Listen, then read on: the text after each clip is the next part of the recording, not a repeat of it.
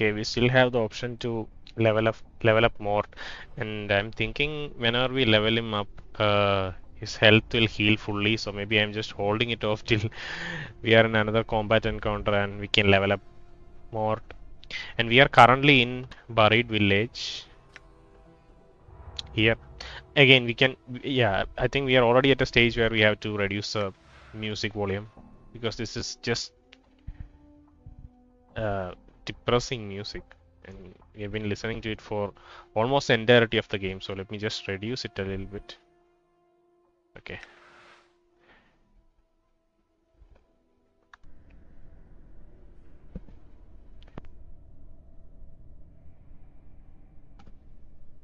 All right. Okay.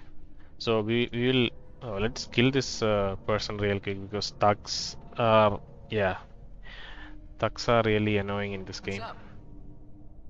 Select litany and go like that.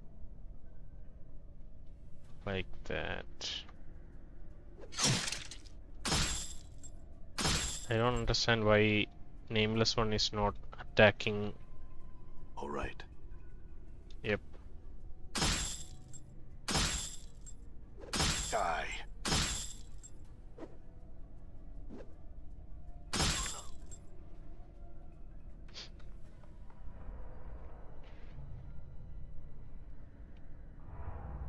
Ah, nice. We have a Cloud Charm.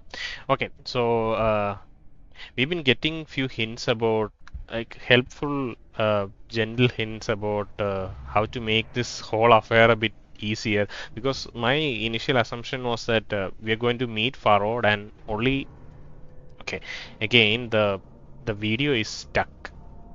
So I think we still have to use windowed mode. Okay, sorry about that. I think the video is still having issues, so I can't use full screen mode. Even though you can see the mouse move, the game is actually stuck. So that's a problem. Give me 1 second. Let me see if I can fix this. Yeah, for now I think we still have to go with the Windows windowed mode. I'll fix this later. I actually the game actually crashed when I tried to fix it. So yeah, that's how it is. But it's fine. We'll fix that later. Okay, let's resume where we left off. My skills have increased. I'm gone. Let's kill the thug again. What's up? Oh, you alley-bred dog. Die.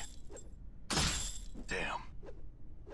Did you see that? And I need to reduce the sound effects also quite a bit because, yeah, it's the hits are like too loud. Okay, so yeah, like I said, we have been getting some minor guidance on maybe how we can make things easier. And I feel like initially my assumption was the game would properly start only once we get to Farod. And okay, I think game is still having some issues. Okay, hopefully this is the last time we have to restart it. We can't hear the sound anymore. Ooh, looks like my skills have I'm gone. increased. We have a bit of music. We've reduced sound effects a bit. Okay, yeah, so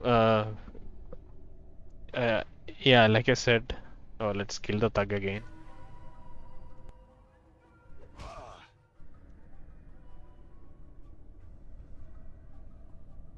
What's up? Slatter.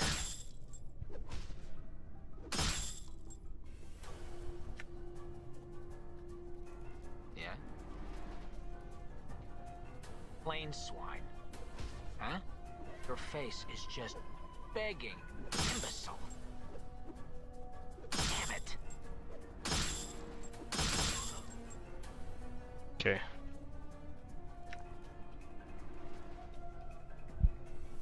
I'm gone. Yeah, so we are in Buried Village and we've been trying to reach Farod. I think this is the entrance to his court, if I remember right. Yeah. So we are finally reaching somewhere near Farod, but we still only have a single party member in Mort, and it's been suggested that maybe if we go back to one of the areas, previous areas, we might make things a bit easier for us. Maybe get a new party member potentially, or maybe get some abilities or assign a class for these characters, because we are currently still fighter and Mort is also fighter, and I think we get different classes at some point. Not sure how that's going to work. We met someone who said he can teach us to be a thief, so maybe that's one of the classes. I'm not entirely sure, but yeah, we've been missing out on a lot of things, possibly because we beeline towards Farod and didn't explore most of the areas here. We didn't really we didn't really explore these areas, and Rackpicker Square is on one corner, right? I made a beeline towards the Rackpicker Square after an initial exploration of the area. It seems like the game wants us to maybe explore a bit more and find more NPCs and maybe do some more quests before going to Rackpicker Square or Buried Village. We are still just two people in our party and we don't even have a class. So maybe it's a good idea to go back and see if we get a bit stronger while exploring the hive. And smoldering corpse bar, which people have been pointing to, might be a good location, is what I understand. So maybe we will head to smoldering corpse bar to see if anything interesting can be done there. Uh, yeah, but yeah, like I said, I was completely taken aback by this information because I thought reaching for this is the first objective we get, and I was like, okay, after we meet Farod, he's going to fill us in what's happening, and then we'll move on with our journey. But that seems further and further away the closer we get. So we'll go back to the hive, like Sigil in general, and some of the hive locations, and try to Done. see if we can talk to more people and maybe get some more insight on some of the game's mechanics. I'm gone. We are in Trash Barrens now. I think we had a fight, like few NPCs, not NPCs, like enemies here. Not sure if we are strong enough to properly take them on yet. What? Prime scum. What's up, Chief? Like that.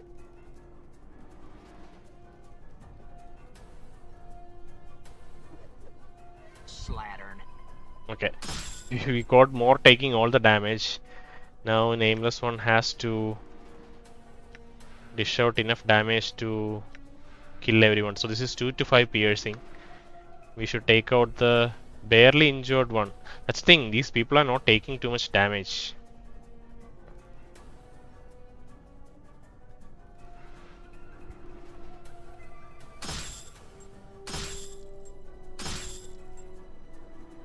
Mort is also barely taking any damage.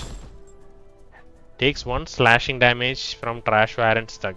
1 damage resisted. So they're hitting him for like 2 attack points, and then he's resisting 1 slashing damage anyway. He's only taking 1 damage per hit, which is quite nice. What's We the word, should Chief? focus him on badly injured one. Do we have any items? Any nice useful items?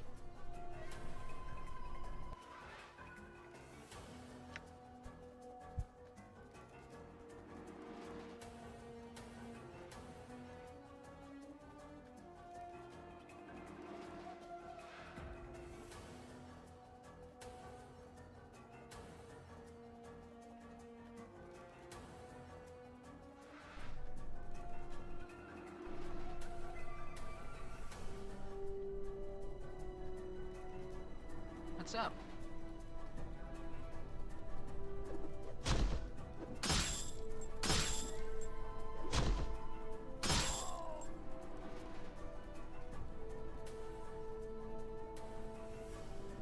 Yeah? Die.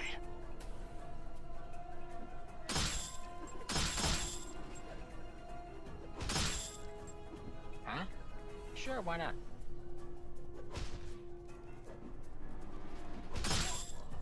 Hmm.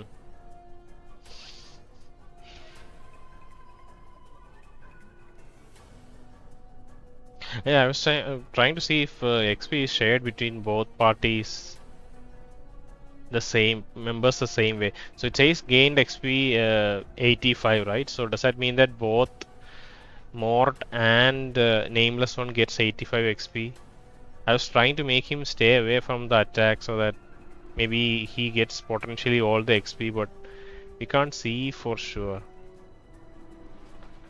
And here it says only gained experience and not anything more specific. So we'll keep an eye on to see how much XP gain is shared between party members maybe.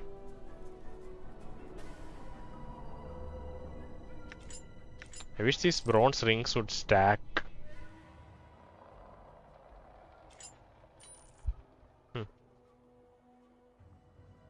Yeah, we'll sell out the arm and other junk pretty soon, I think. What? Not sure. We have 4 slots remaining.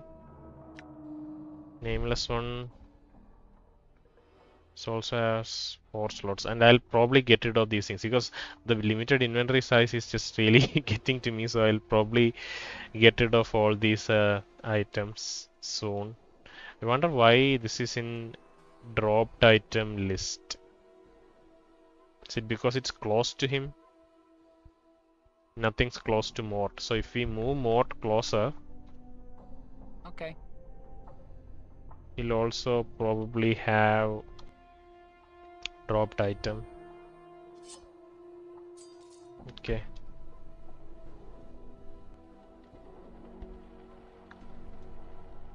Okay. All right.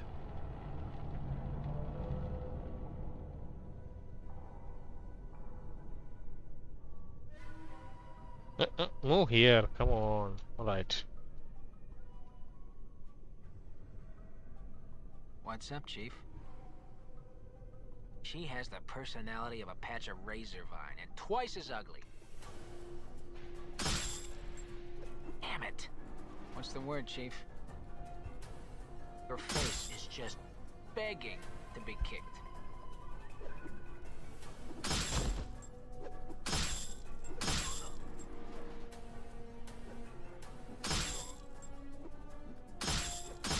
Did you see that? I'm Okay. gone.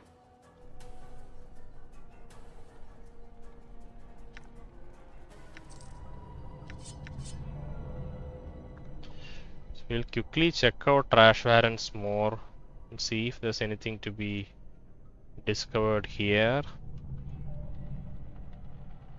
Yeah, we are making your. By the way, we are making our way back to maybe smoldering corpse bar slowly, and on the way we might stop and talk to Old Mebbeth a bit more to see if she has anything more to say.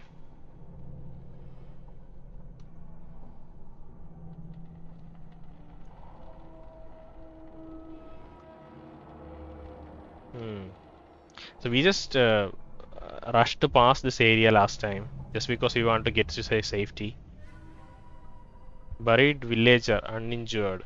Why are they red? Why are they so red?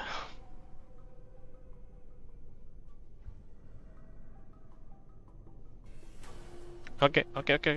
We are going back. This is not a good idea. Yeah, I don't know why. What's up with these people? We'll come back here with maybe a few more friends and wipe out the crew here. Oh wow. I'm clicking S for stop all the time. Uh, yeah, that's not a good idea. Spacebar is stop. Okay. Jagged knife. I don't think we have inventory space for too many. Yeah, we'll look at this. Like, we probably have some wiki entry somewhere if you want to read these items. So I'm just gonna drop all these papers. Fingerbone we should keep with ourselves. This one we can keep here. Oh wow, we can't? Where do we keep it? What kind of an item is this? It's a charm, right? So I thought it would be usable, but okay, it says it's usable by thieves. So it's probably not usable by fighter. Which is like the base class for every individual, I think. Cloud charm. You can stack these. I think Mort has this, so he can stack those. Yeah, we're gonna sell scalpel.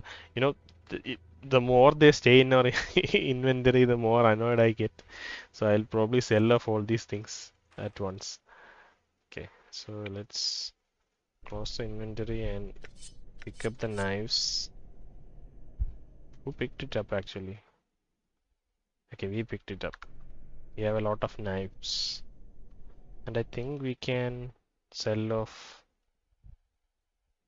this too.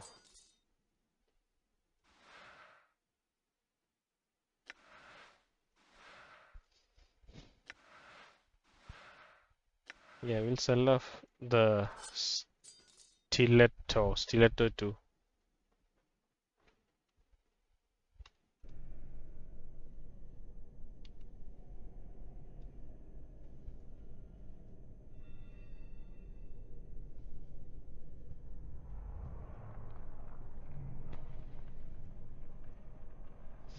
Okay, let's head back.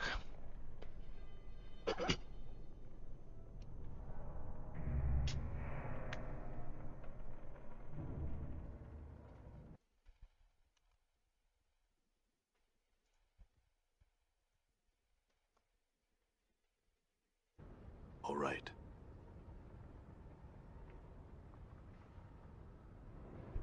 Oh wait, we came in through a portal here and then came here, right? Is there a way? This is the portal that links Rakvika Square to the gateway to the Trash Barrens. It's already begun to shimmer due to proximity of the junk you've got on you.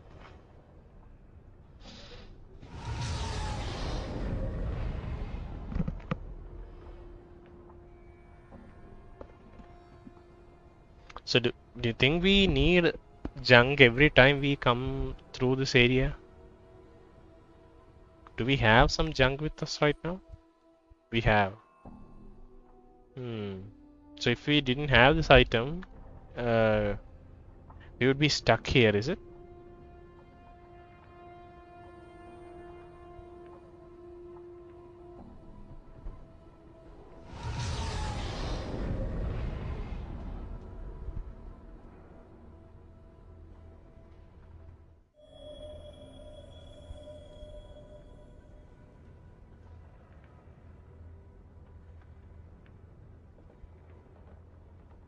We didn't have to waste any healing resources on Mort because we can now sleep in Mebbeth's Hey, we're being inn, watched, right? Chief. Just look natural. Casual.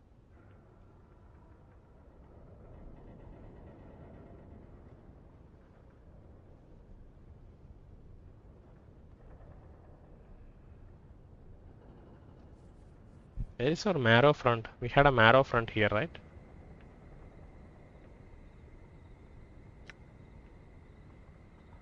Seems like our marrow front is missing. Not sure what happened to him. Let's visit Mebbeth and see if she has anything for us. Oh, that reminds me, we should also read the journal screen. Sorry. Yeah, the beast entry and these entries here. Maybe there is Old Mebbeth entry here. Midwife. In Sigil, midwives will. Oh wait. Uh, Mebbeth is midwife, right? Okay, I might have. Hmm. Who was Mebbeth? Isn't she the midwife? Sigil midwives fill many roles. They act as repositories of knowledge, whether the subject be birthing a baby or the proper herbs to cure a fever. Some of them know even more, hiding magical knowledge behind a facade of grandmotherly wisdom. All of them should prove to be useful. Hmm, interesting. Yeah, this is Old Mebbeth. He is a midwife. Okay, let's talk to her. Skeptical eye. Your path brings you back here, does it, child? Yes, I had some questions. So I'm in need of healing. Came to purchase some cures and charms from you. Could I rest here? Need of healing. Very well then, she reaches for one of the dried herbs at her belt, snaps it off the stack, off at the stalk, then grinds it in her calloused palms. Calloused palms. Small wisps of dust and pollen rise from her hands. She then mumbles to herself, then blows the dust into the air. Take a deep breath. The grey pollen swirls around the room, blanketing you and your companions. You breathe deeply, and less than a moment later, you feel strangely refreshed. Okay, let's see if Mort has healed. Mort has healed. Nice. That's a free heal. Let's purchase some items from her. Okay, all of these things we cannot sell to her. So it looks like the vendors have a preference for what they will accept. So we can't sell weapons to a vendor who is selling us charms for the most part. Steal. Identify. We have an item. We can make her identify. Okay. Steal. Really?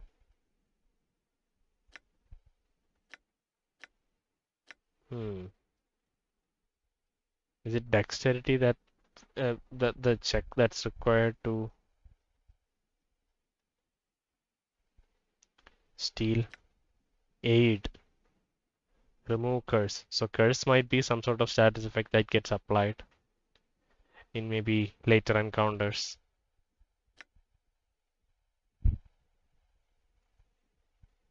There's nothing to be identified in these other items. So we will click on triangle earring and ask her to identify. Rule of 3 earring. You received a small earring from folding note in the mouth of one of the walking corpses in the mortuary. It's a beautiful earring, but despite its beauty, all it seems to do is remind you how strange this world you woken up in is. So that's the original description. This earring carries a minor blessing from one of the gods of wealth on some backwater prime world. When held in hand and the word copper is whispered, it gives the wearer 33 copper commons. This blessing can be used 3 times before enchantment is exhausted. We get some commons from this earring, that's it. So I guess we can use it 3 times and then just discard it if it doesn't have any other effect.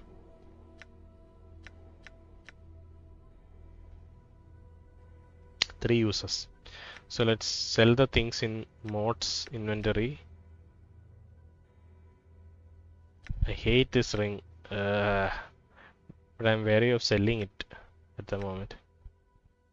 So let's sell these items, and the rest of the items we can sell to a different vendor, hopefully. Okay, now let's talk to Mebbeth.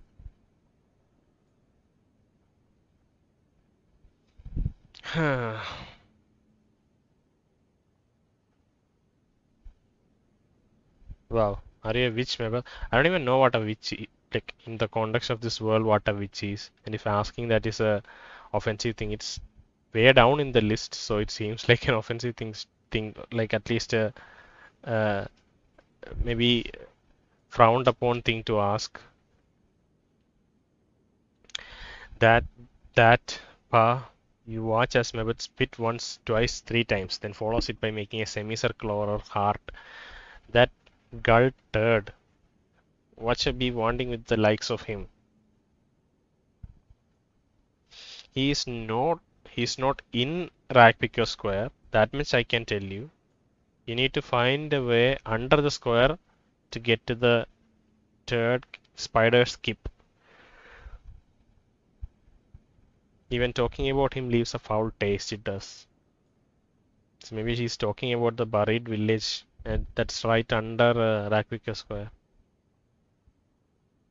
She jabs her finger at the fall. Aye, he's buried beneath these piles of trash, him and his boys. And a tough time you'd have digging him out of his nest. She shakes her head. Let be, child. Updated my journal. Mebbeth frowns and sighs. Here tell. Farrod's got a gate that leads to his nest somewhere here in the square. It's just a matter of finding it. You might want to ask some of the others, some who travel a bit more than Old Mebbeth.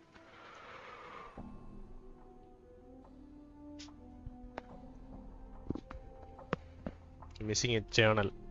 Haven't seen one. If it's in square, which I doubt, since folks don't traffic much with books and the like, it's most likely been sold or stolen. Was it something important to you then? A magic thingy? All glowing and sparkling with magic, yeah? If so, you might never see it again. Okay. Maybe not, yeah. I sell rags and herbs and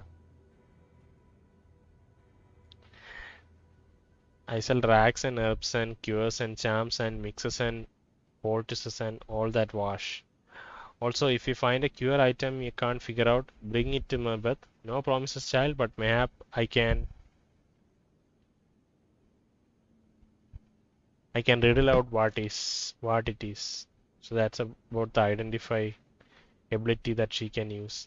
I see. Can I see what you have to sell then?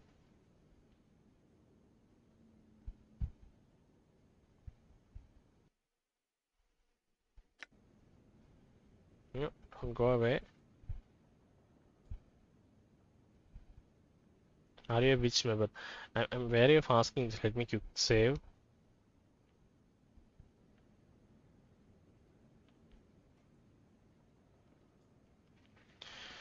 I say not as to what I am and isn't, but what she be wanting to know so fool bad so that for that a hound an old woman, barking and sniffing for a juicy bit of gossip. I want to learn about magic. Could you teach me? So maybe she's the one who can turn us into a mage. Mebbeth laughs. Puh, I'm no teacher, no school mistress all set up to teach like them in the big festival. There's others somewhere, I'm sure, that would spill the dark of it. You'd be wasting your time with Old Mebbeth, so you would. I don't agree. I think you'd have a lot to teach. Mebbeth looks at you intently. Why? Why do you want to learn such things? Truth, because I want to know. Truth, because I may need it to solve the mystery of who I am. Truth, because I need power. My reasons are my own. No matter, I had some other questions.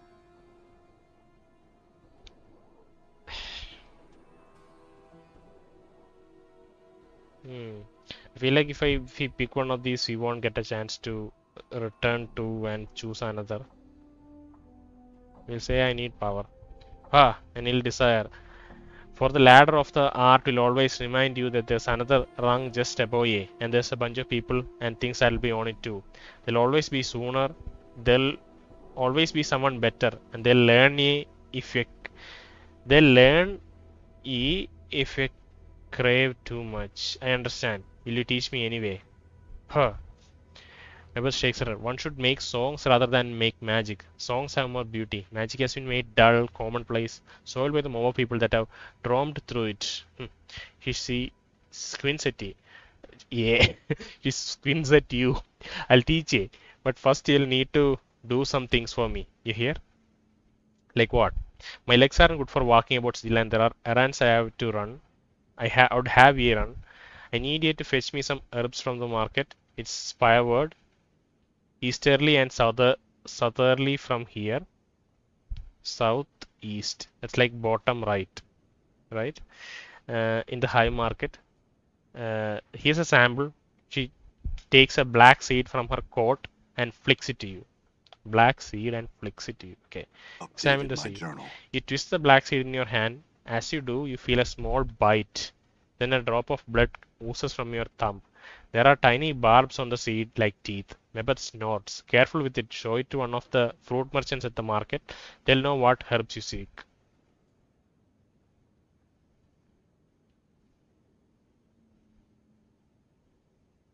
Alright, but I had some questions before I leave.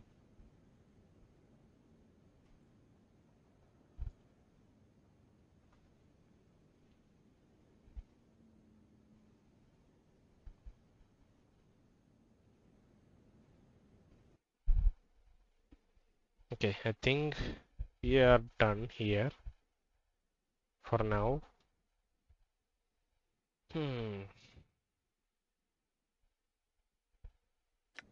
Okay, so let's move on. Let's we have hopefully a journal entry for that quest. Learn the ways of the art from Mebbeth. She calls it art. Find herbs that Mebbeth needs. Mebbeth said she would teach me the way of the art, but she told me I'd have to perform some errands for her first. She gave me a black barbed seed and told me to find fruit merchants in the high market. She said she would have the herbs she needed.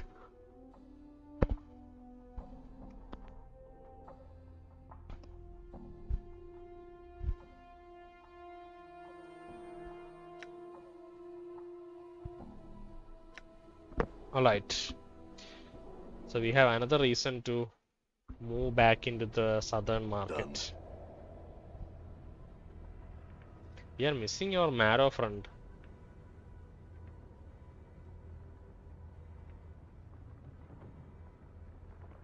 It is here we found him earlier, right? But he's missing now. We keep moving on. Let's check Sharegrave's house for a minute to see if there's any change. There's no I'm gone. change. They've cleaned up his apartment after we murdered him here. All right.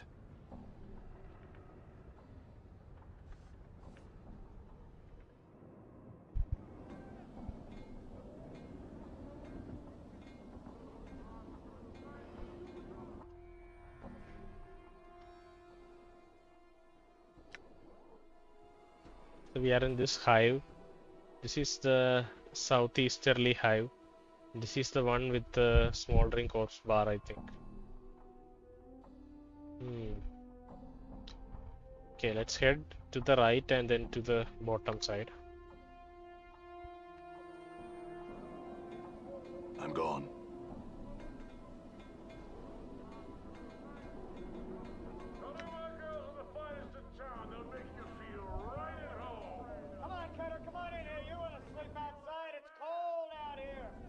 Done. Okay, we have to go inside this building when we come back. We have been skirting around it all the time we went across this area. I think it's time we talk to the people inside. It might be quite significant. I'm kind of tempted to go and talk to the people there. If it just takes so long, then not sure what. Let's talk to Mort to What's up? see. Hey, what's eating you, Chief? Uh, duh, duh, duh, duh.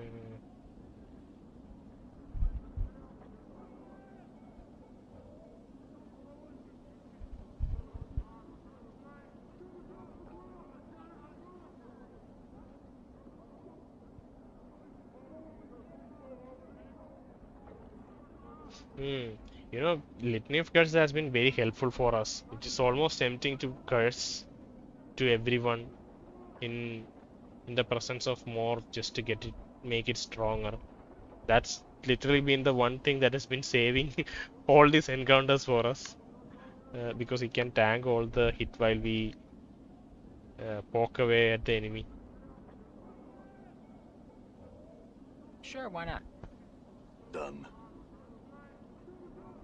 This is the house, the Angyar's house. I guess there is no way to know.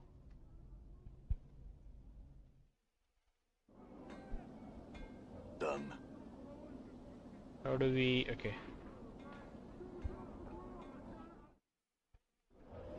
I'm gone.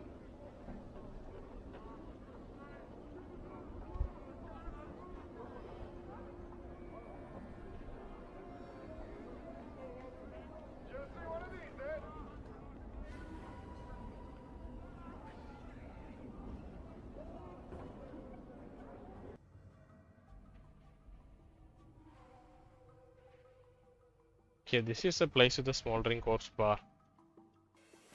It's not anywhere else. So I think...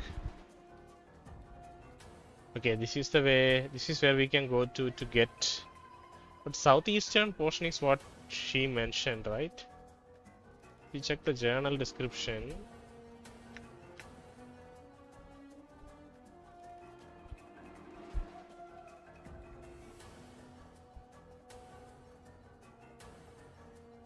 Fruit merchant in Hive Market.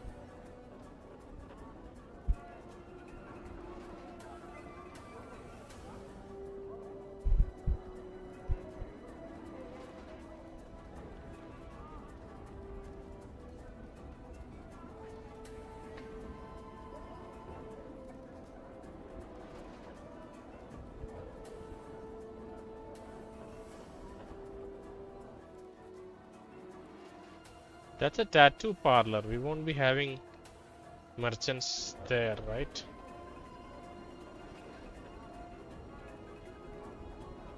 Would the bar be having merchants?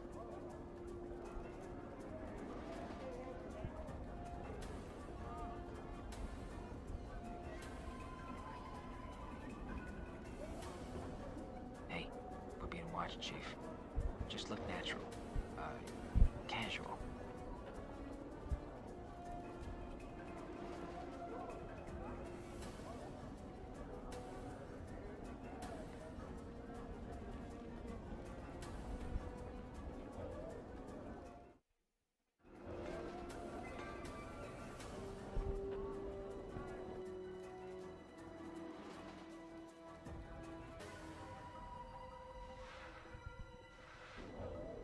Done.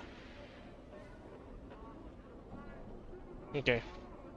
Hopefully there is a fruit merchant here who can sell us some black seeds. Oh, if we have paused the game, sorry. I was hoping they would walk there.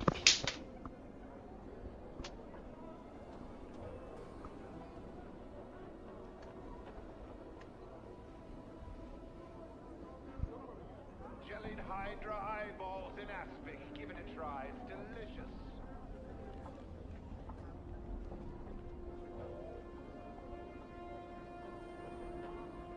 Oh, there is Craddock here. We can give him that note. His code. Come in, Basher. Look here, the finest Toledo blade.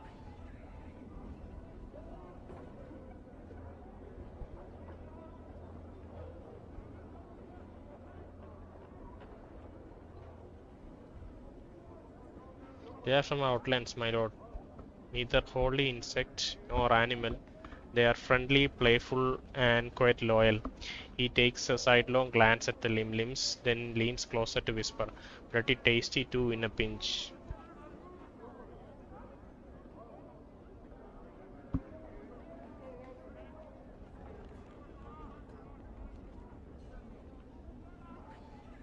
The only question I'll answer, I'm afraid, are about the limbs, my lord. A limb will provide its own food, eating insects, tiny rodents, and the like. They will follow you everywhere you go and are easy to clean up after. Are quiet, exercise themselves with the constant flipping about, and best of all, they leap over 15 feet when prodded with hot coals. One will cost you 40 coppers, my lord. A mere pittance for such an entertaining pet and friend. What? 40 coppers? That's nothing. More, what do you think? I'll take one. Let's not spend copper. I had some questions. I'll keep my copper. What do you think? Why not, boss? It'll be fun to kick around when we are down, right? Well, I can kick it vicariously through you at least. I wanna see that 15-foot hot cold gem too. I'll take one, merchant.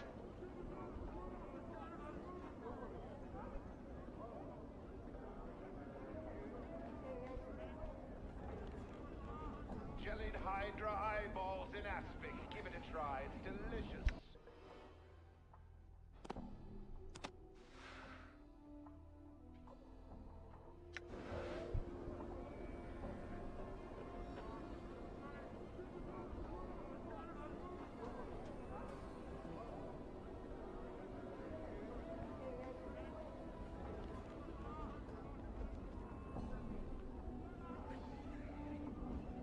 Wait, where is it? Okay, there it is. Come.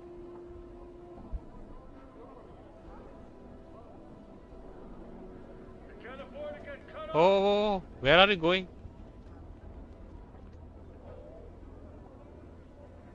Limnium appears both insect and animal in origin. Its legs are oversized, but its arms are small, nearly vestigial, and a brightly speckled half shell runs down its back.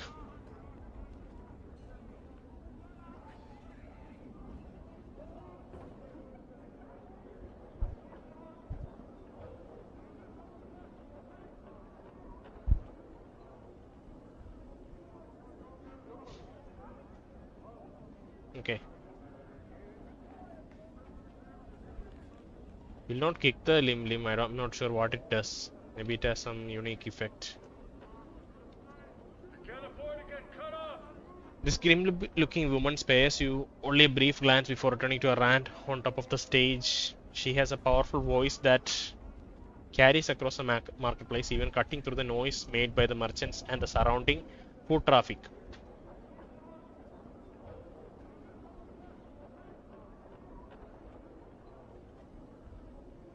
This is Craddock. You see a thin, yellow-skinned humanoid covered with a variety of dazzling tattoos. His eyebrows have been accented with black charcoal lines, and his teeth are filed to points. He sees you and waves you over, rattling his dice in his hands. Greetings. He displays a feral, sharp-toothed grin. His eyes are like shiny black orbs. His voice is low and raspy. Gawa greets you as well. You have come to play a game, yes? No, but I had some questions. He shakes his head. No interest in questions I. The only game, the turning of the die, the glint of coin won or lost. Yes? Only the game. He takes the bone dice in his palm. You have no interest in these things? No, I'll not play now. Week off. Craddock.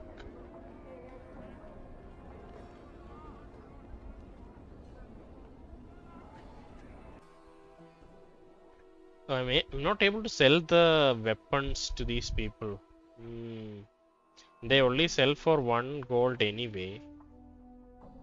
I should just drop them. If that's the case.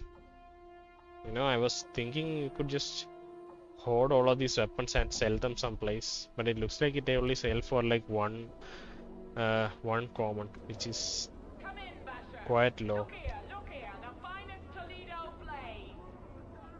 His older merchant has a worldly look to him. His deep voice is gentle but confident. Ah, hello there. Are you ready to sample some of the most delectable treats from across the plains, my good man? Mebbeth, the midwife of the square, needs some herbs sprung from this seed here.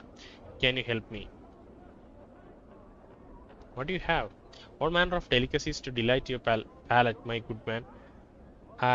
Arborean fire seeds, garbar root, Elysian pears, crimson lotus pearls, Sorry, petals, Bitopian shepherd's bread, shit peas. Okay, shift spice from the chaos of limbo, and sea plums are what I have at the moment. Merely 5 coppers for a taste of anything you'd like.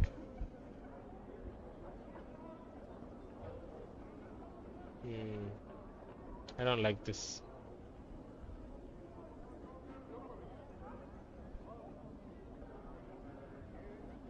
Fire seeds.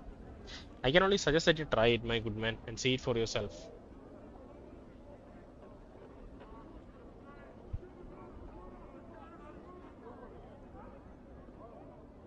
Hmm. These are all very pragmatic merchants. No one seems to talk about anything other than business.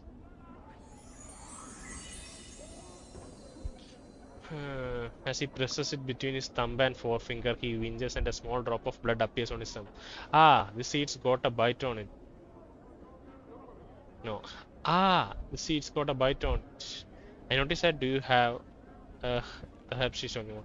He can't seem to take his eyes off the seed. Lad, I don't know if there's anyone who has what your friend seeks. To be square, I've never seen such a seed before. You would need someone who cultivates seeds such as this, for I have none. Updated my journal. Don't know the dark of that front. You'd be hard pressed to find a gardener in the hive.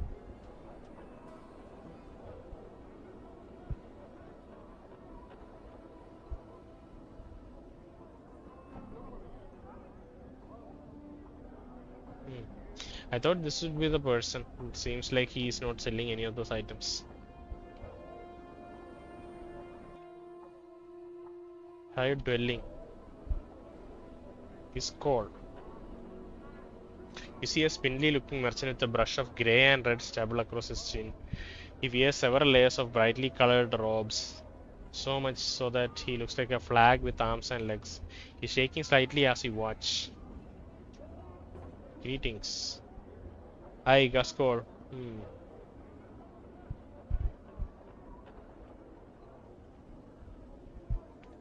How do you hurt your hand?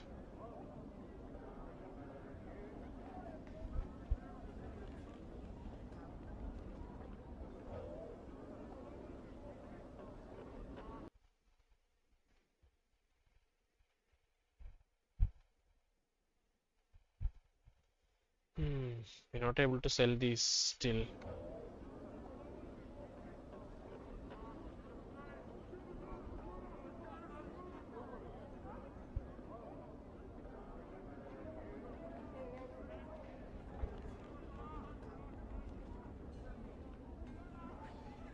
Come in, Basher. You already Look talked to here, this the finest merchant. Toledo blade.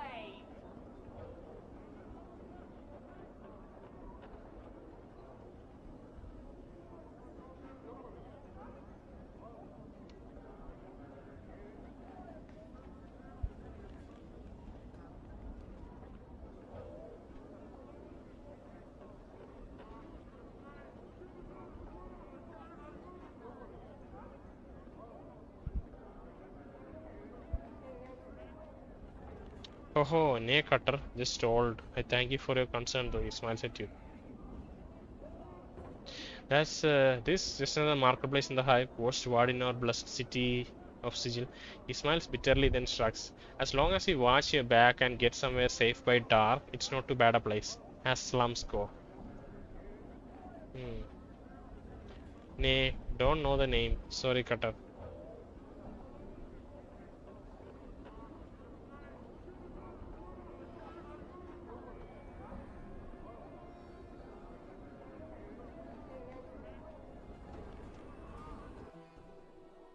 Okay, we can finally sell these off since he is selling knives.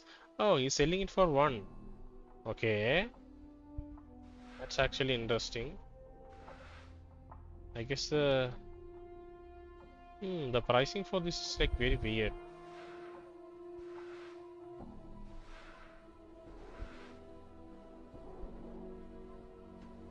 Jagged knife 1, we are also selling it for 1. See?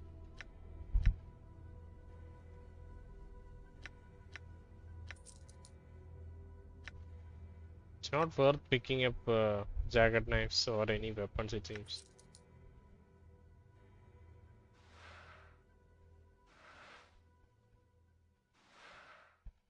One 727.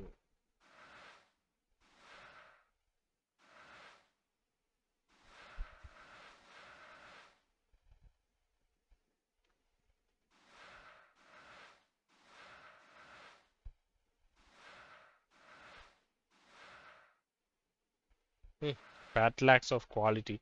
We can't. I was thinking if we could give more to battle axe.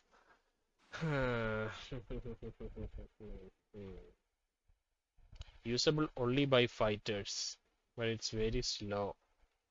Do you think we should equip that? Currently, what we have is what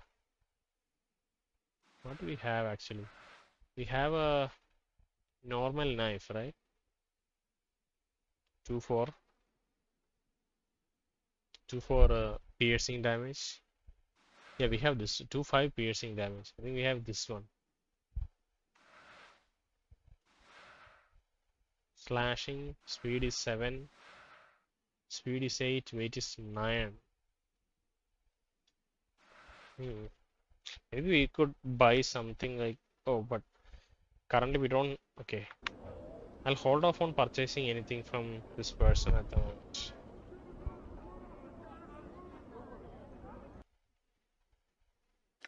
Let's see if Mort can sell something that he's holding.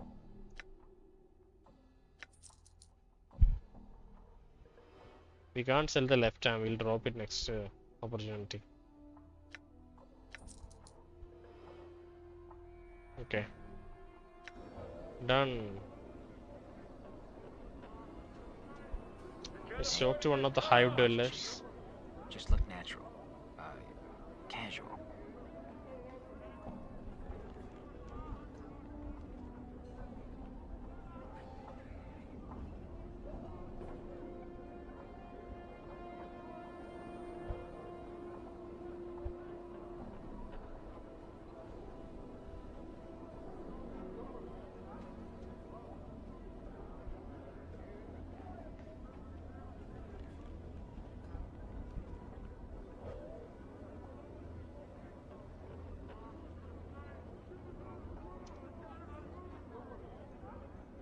Can't afford to get caught off guard, Cutter. We sell only top of the line. Here we are, Basher. I think we can fit you out.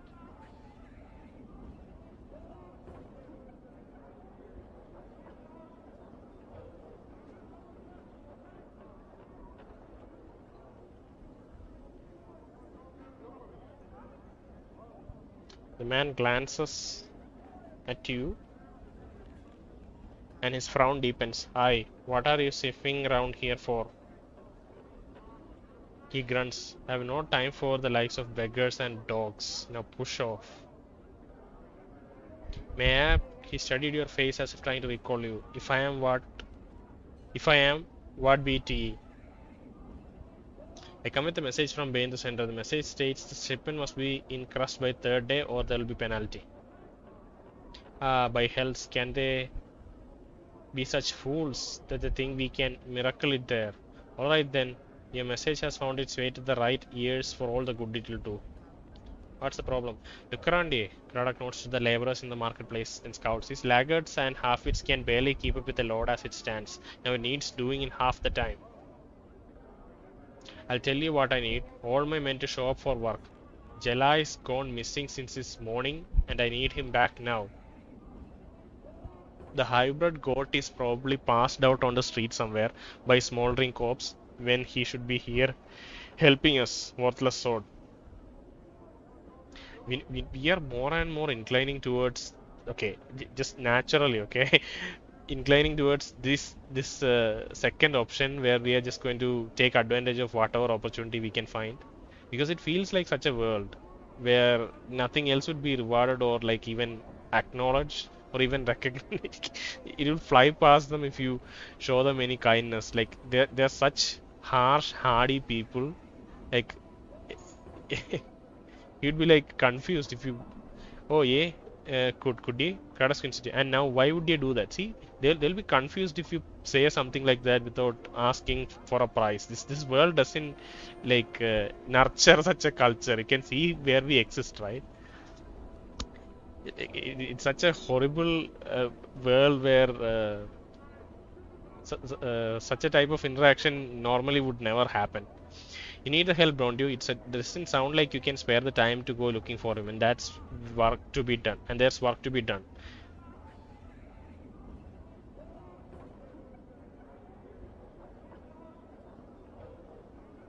Aye, fine, Jalai. Tell him to drag his worthless Bubberden hide here. I'll pay for your trouble, he frowns, when you found him. Now get. Like, if this is the kind of response we get from individuals, we would never want to say this in the first place, right?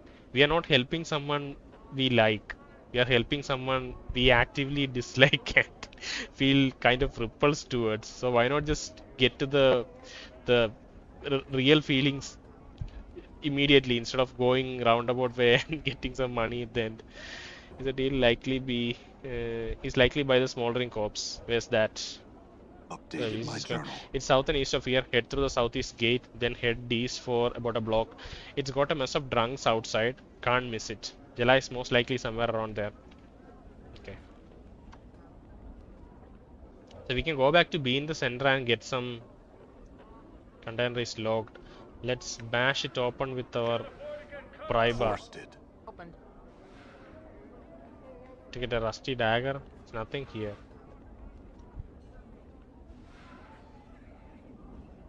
Barrels are empty. The hoops binding the woods are almost completely rusted through. Bench looks like it's ready to collapse. Look at this place. Look at this place. Iron Nalls. The broad-shouldered woman is shuffling about amongst the huge beams lying on the street. She kicks at the beam with iron-shod boots. Every once in a while she bends down and wrenches a nail from one of the boards with her bare hands. She holds each one up, upraising it, then drops it to the leather sling bag. She straightens up, hearing you approach. She's smiling politely, but from her stance and the way her hands rest close to the hilt of her weapon, you can tell she's ready for trouble. You notice one of her eyes has a milky film over it. That's close enough there, Cutter. What do you need from me? She nods. Ask away then. Who are you? What are you doing? Can you tell me about this place? Journal and forward. Look, Cutter, I've got a lot of work to do. The nails aren't finding their way into the bag while I'm spilling Chanity. Why don't you pick another Cutter's brain box about that for a time? Who are you? She pulls 3 nails from a sling bag, tossing them, spinning into the air, catching them in her palm. You are catching nails in your palm after spinning them? It's a bad idea. Iron Nalls, they called me. She drops them back into the bag with a muffled clink. I sell him to a man name of Amarysse in the lower ward. Maker of coffins he is. Okay.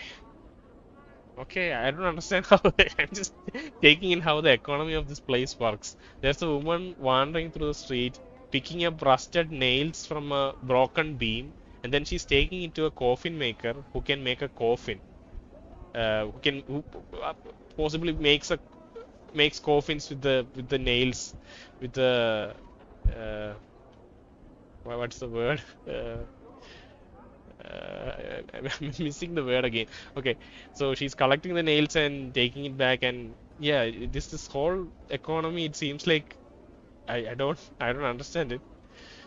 There's not much to say. He's a bit chatty. He'll rattle his bone box till you're balmy if you let him. But a fair bargainer. He needs the nails, I need the zinc, and that's about as far as it goes.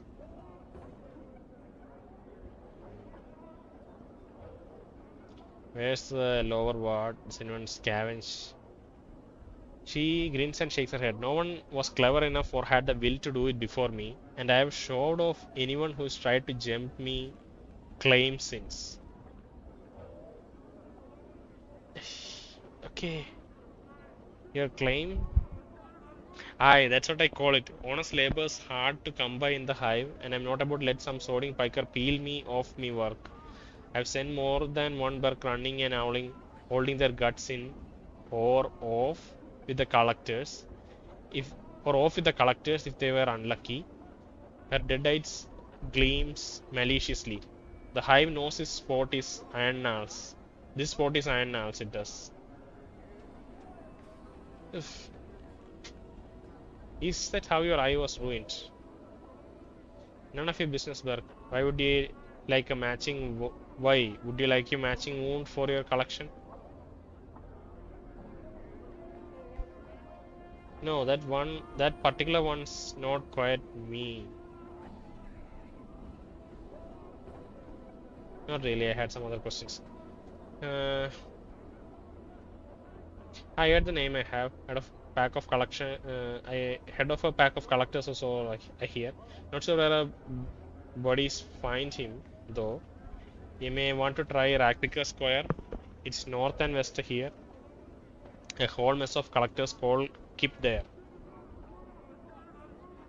I see. Okay.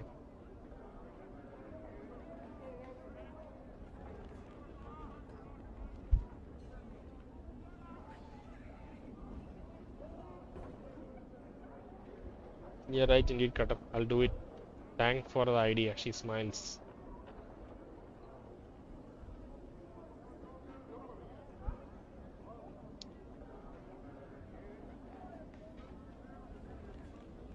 Okay, leave. Wow, you can see her animation of kneeling down and getting the nails. Come in, Basher. Look here, the finest Toledo blade. We didn't find the seeds that Mebbeth wanted.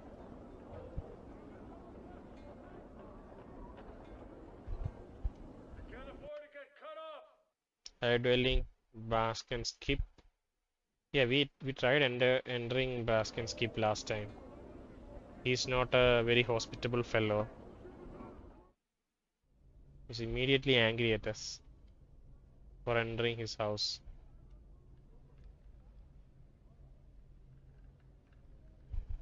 What? You again? Unless you have some business, you have to leave my house immediately. Quick save and let's look at his chest.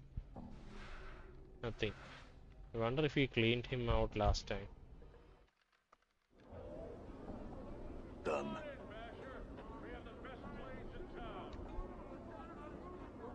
Okay. Let's go Hive Dweller.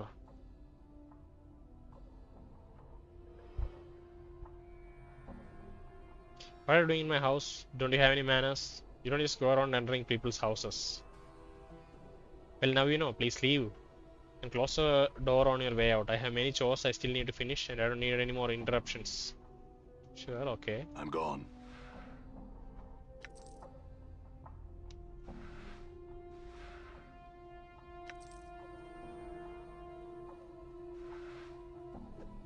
Okay, I think she noticed us stealing, so we have to kill her now.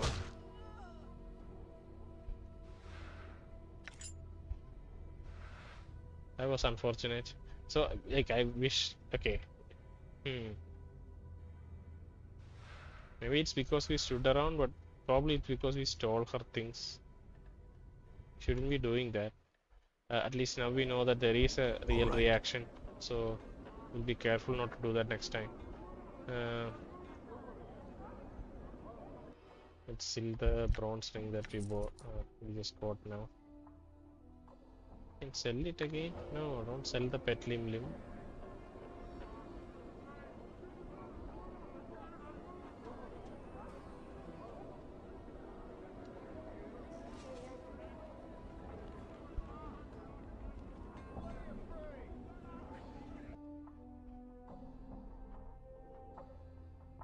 You should visit the Vermin and Deceit Control office actually.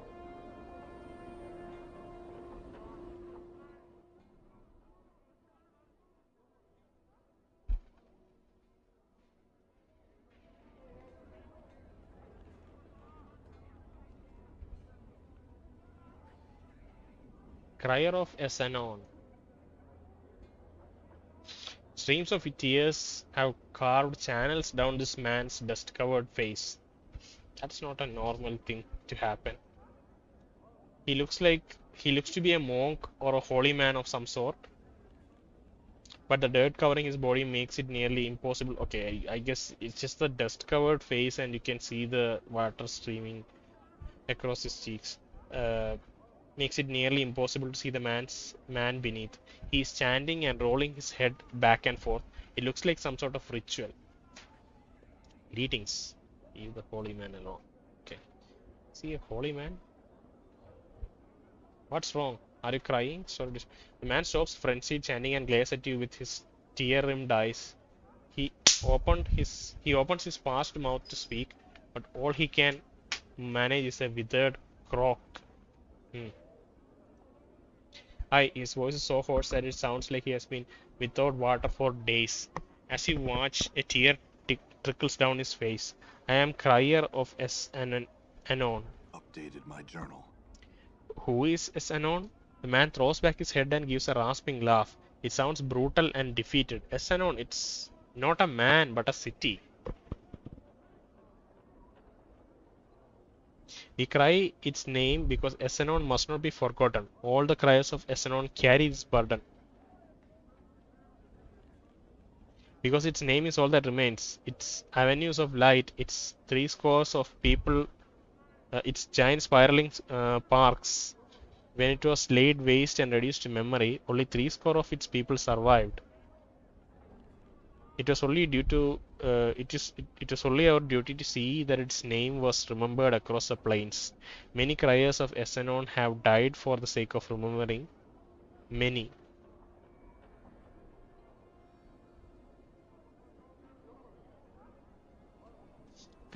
If it places you and the others at risk. The tears I shed, the dust that cloaks me, these things are nothing compared to what awaits should I give up my sacred burden. We must see to it that the name is remembered. We are living memorials to its passage. If that's so, then what happens if you all die? A fresh tear springs to the crier's eye. Even his dust-caked face cannot disguise his look of despair. I do not know. We criers of Anon cannot mourn it forever. Even now, the dust clings to our robes, the spit dries in our mouth, our bodies wither and die. You are kind to ask.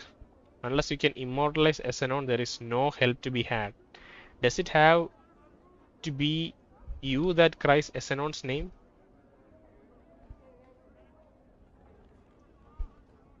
The crier blinks. Tombstone? It's a stone that records a man's name, his life, and a eulogy. If it serves a man, could it not serve a city that has died? We are really knowledgeable about these things immediately. Not immediately, but even though our memory is lost, certain things are like seemingly natural for us. Stones may do such things. Yes, and their lifetime is much longer than a man's. If its name was carved on stone, would Anon's memory be served? The man pauses. Would others see this name? Yes, it would be there for all to see, long after you have died. The man nods. If such a thing were possible, he turns to you. Where would one find such a stone? I could go look for one. If I find one, I could see to it that Anon's name is carved upon it. In exchange for some coppers, I could go seek a tombstone and have Anon's name carved upon it. Okay.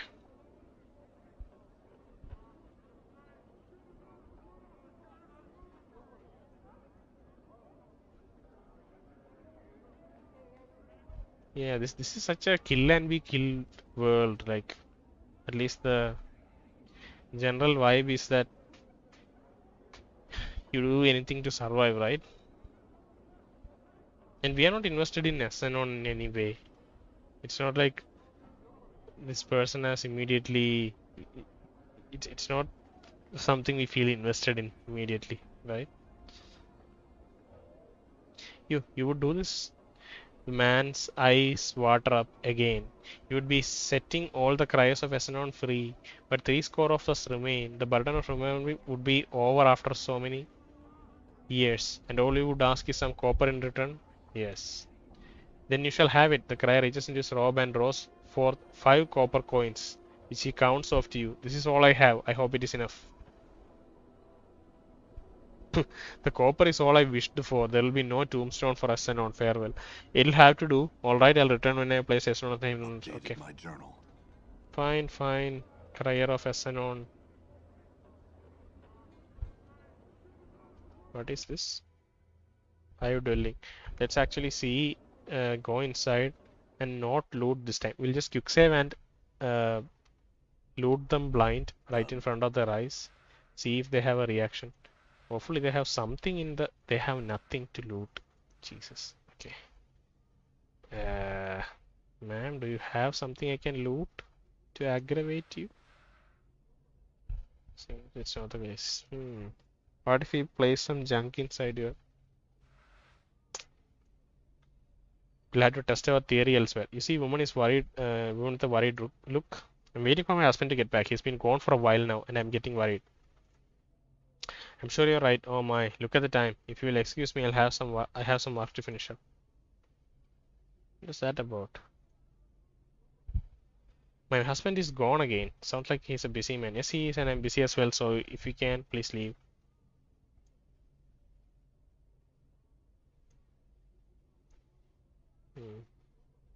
Okay.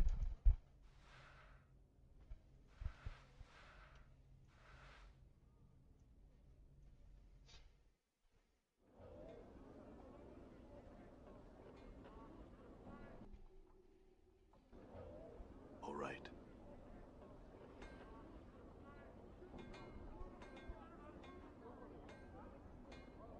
Meir'am. Monument looks similar to the one outside mortuary. There are no identifying marks on it either. I remember somebody mentioned about a winged tower. This looks like I don't know if it's wings, but it looks like one of those winged towers. And we saw it outside the mortuary too, I think. Yeah, I think it was one of the... I forgot his name. Yeah, I think it was Node. No. I remember someone talking about a winged tower. Oh, we can search it here, right? Seems it's not here. Let's maybe check the journal.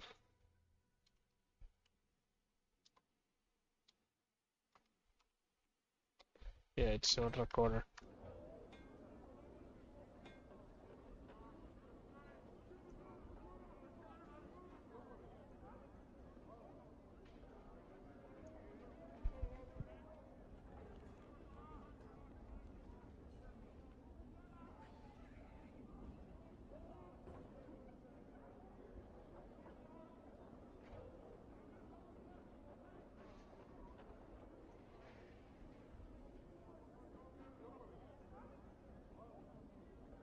Okay, it's the same dialogue as the previous dabbers we talked to. Symbol above the door identifies as the Office of Vermin and Disease Control. Vermin and Disease Control. Okay. Guess they are not... This is such a horrible place for Vermin and Disease Control people to look after. It's in such a state of disrepair, right? Solomon stands silently by the wall, staring off into the distance. She seems to be unconcerned with the flow of traffic around her and clutches a wooden pole from which dozens of small fish are dangling. Greetings. Oh, hello, sir. She squints at you for a moment, trying to discern your identity. Oh my. Here I was thinking you one of the regular customers. She proffers her fish pole. Tuna, sir? Mackerel? Sea cucumber? Her mouth pressed down into a tight-lipped frown. She stares off over your shoulder. That's such a wow. I love that description. Yeah. She's disappointed, but she's old enough to not... She's gentle enough to not show that disappointment in, like, aggressively. but she's still very disappointed, it feels. Look behind you. What? See what she's staring at. She's not staring at anything. Yeah. You catch her looking at you. She looks away quickly, assuming her staring off into the distance once more. Yeah, she's just like she was disappointed and that we were not a customer. What? Do I look familiar to you? Oh, okay, maybe not. Goodness no. She paused for a moment. Ah, yeah. Have you seen me before then? I think ye or a man with a likeness, very likeness, sir. It was so long ago. Tell me. Well, sir, you see, a man's sight, not sight, not so good now. It wasn't back then neither. But I thought I saw you walking past with a small group trailing along behind you. It's hard to say, sir. It was so long ago, and they walked by so quick-like. But I remember now the way you held up your head. There was a woman following you, trying to stop you, to get you to turn around, speak to her, but you pushed her away. What happened then? Beautiful woman she was, looked so sad, so angry, all at once. She stood there for a moment, then followed along behind you just the same, hustling to catch up. You had said there was a group. Who else was there? She shrugs. There was at least 2 other gentlemen with you, sir. The only one I remember too clearly, though, was tall, thin, reeked of bub he did. I smelled him from across the way. Okay. The only one I remember too clearly, though, was tall, thin. Reeked of bub he did. I smelled him from across the way. Looked like he hadn't bathed in ages too. He followed you close, he did, and never said a word. Acted like the woman wasn't even there, even when she bumped against him, trying to stop you. That's all I remember.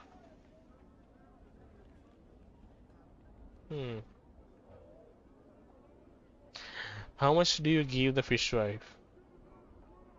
Meir'am, how much? This is not in double quotes, so it's just. Oh my, why? Thanks, sir. Most kindly. Let the lady's shadow pass you. Oh, pass you over. Thanks for that.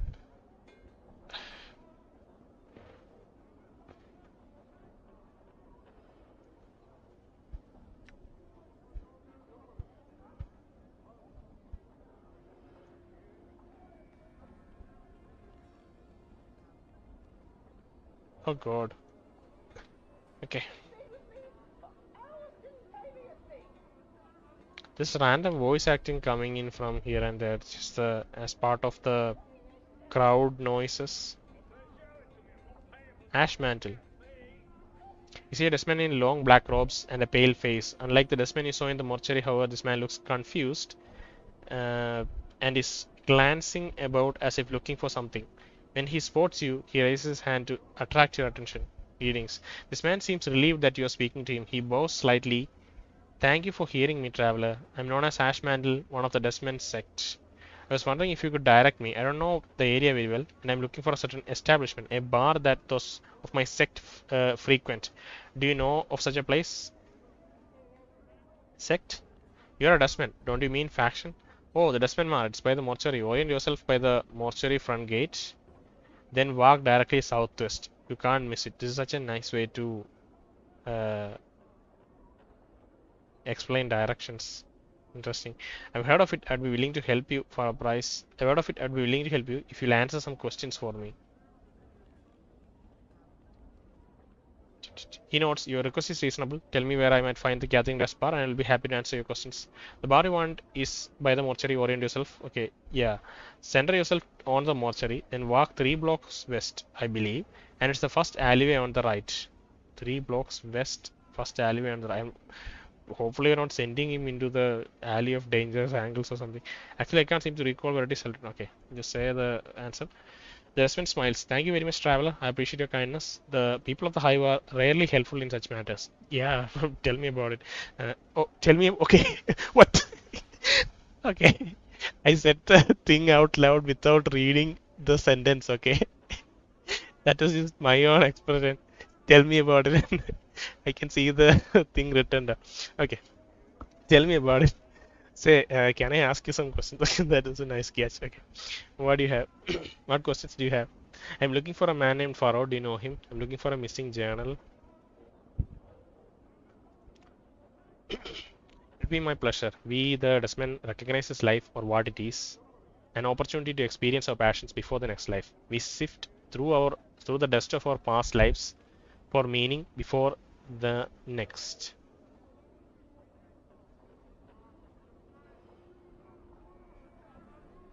That's no Dustman can't I've ever heard. Who are you?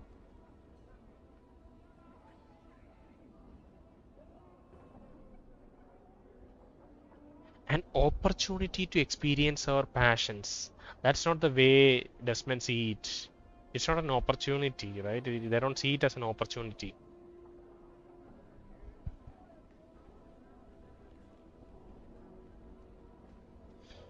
Well, I am not a common Dustman. I am gathering that. Who are you?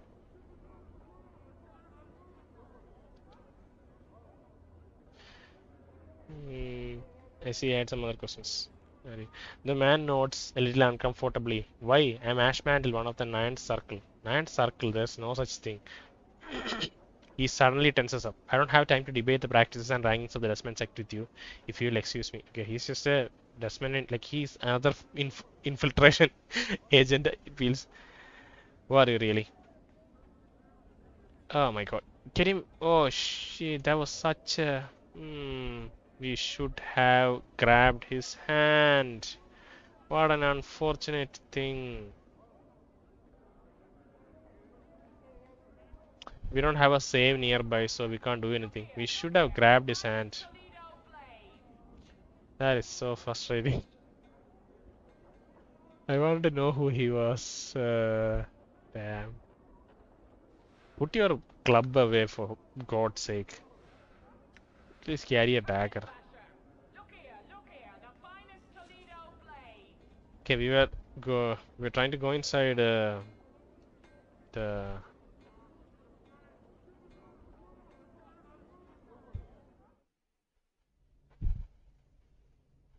Phineas T. Lord. What is this? 39. To the cellar. Have you heard this name before? I feel like we might have seen. Pan stinks. Those little blighters have seen their last days. This pan stinks of blood and dead rats. Done. Oh no, don't loot people. This is just a tendency we have that we should get rid of. Stop. Okay, quick save. This pan stinks of dead rats. Okay, that's fine. Number of rat tails pinned to it. So mostly just rats. They are collecting rats. They have junk.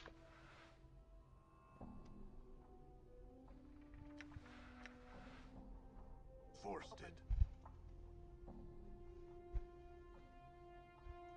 Move away, Mort. Rags and junk. Okay.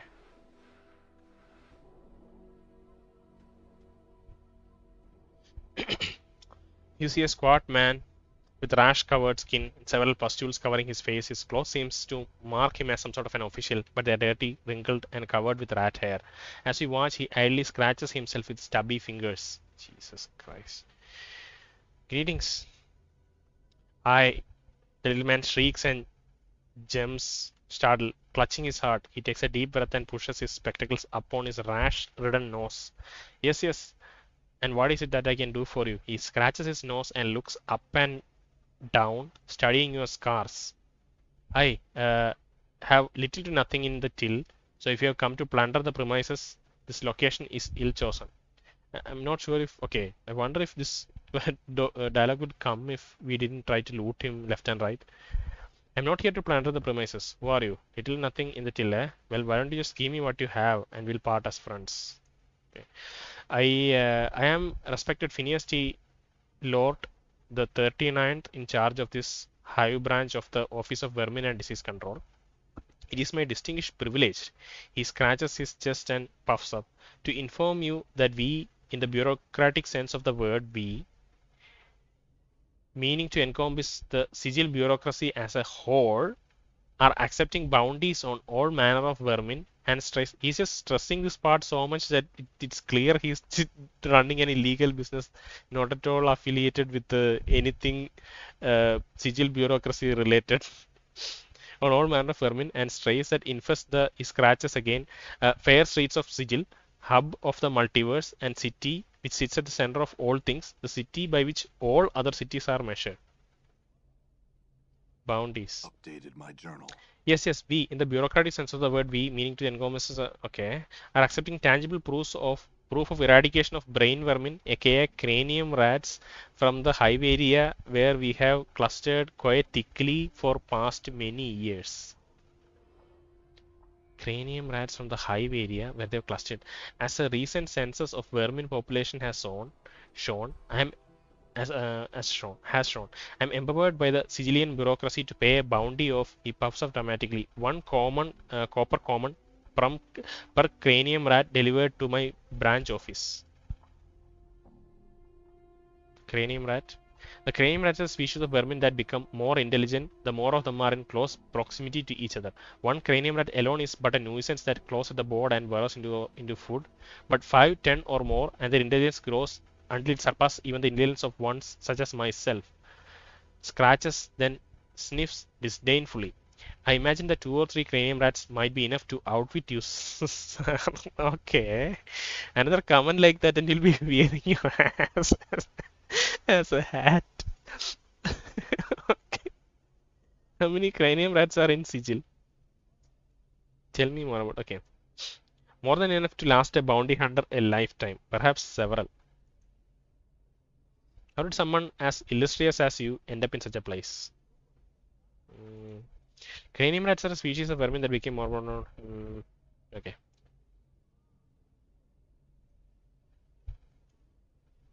Who are you?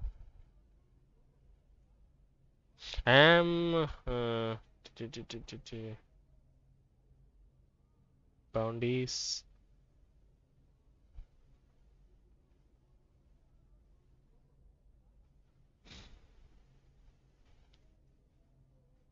Cranium rat.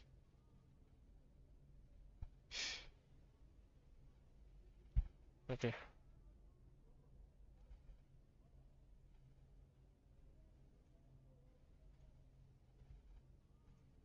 Well, it's quite an epic tale, you see. I was born here in Sigil.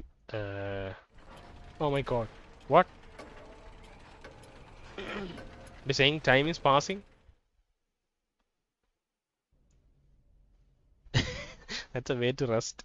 And then I realized that I have somehow offended my colleagues and found myself promoted to this branch office and have remained here for the past many years.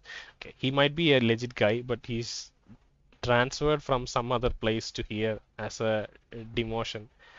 It seems like. Even I had some other questions. Who are you? Heard someone has list races. Tell me about cranial rash. Is that rash? Okay. My rash contagious? No. Well, at least I don't think so. It's a symptom of the position I am afraid. The job literally grows on you. He scratches himself again.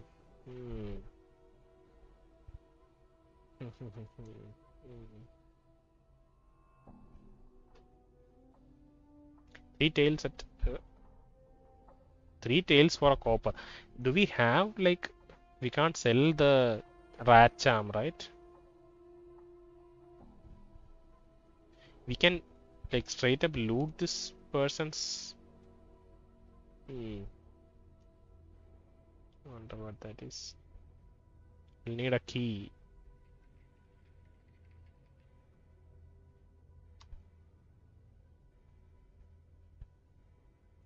Okay, let's get out. We should go back to that signpost. Okay, I think we should. I don't like traveling. Already it's a bleak place, so it's best that we rest again.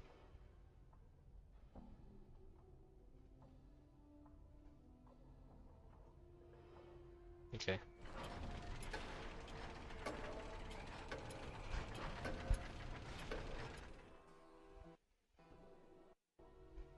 Hopefully it's morning time. I think this should represent the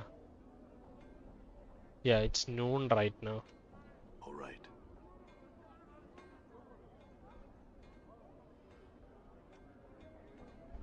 Come on off with you there, let's go.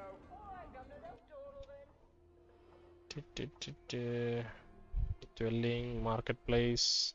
We can go to.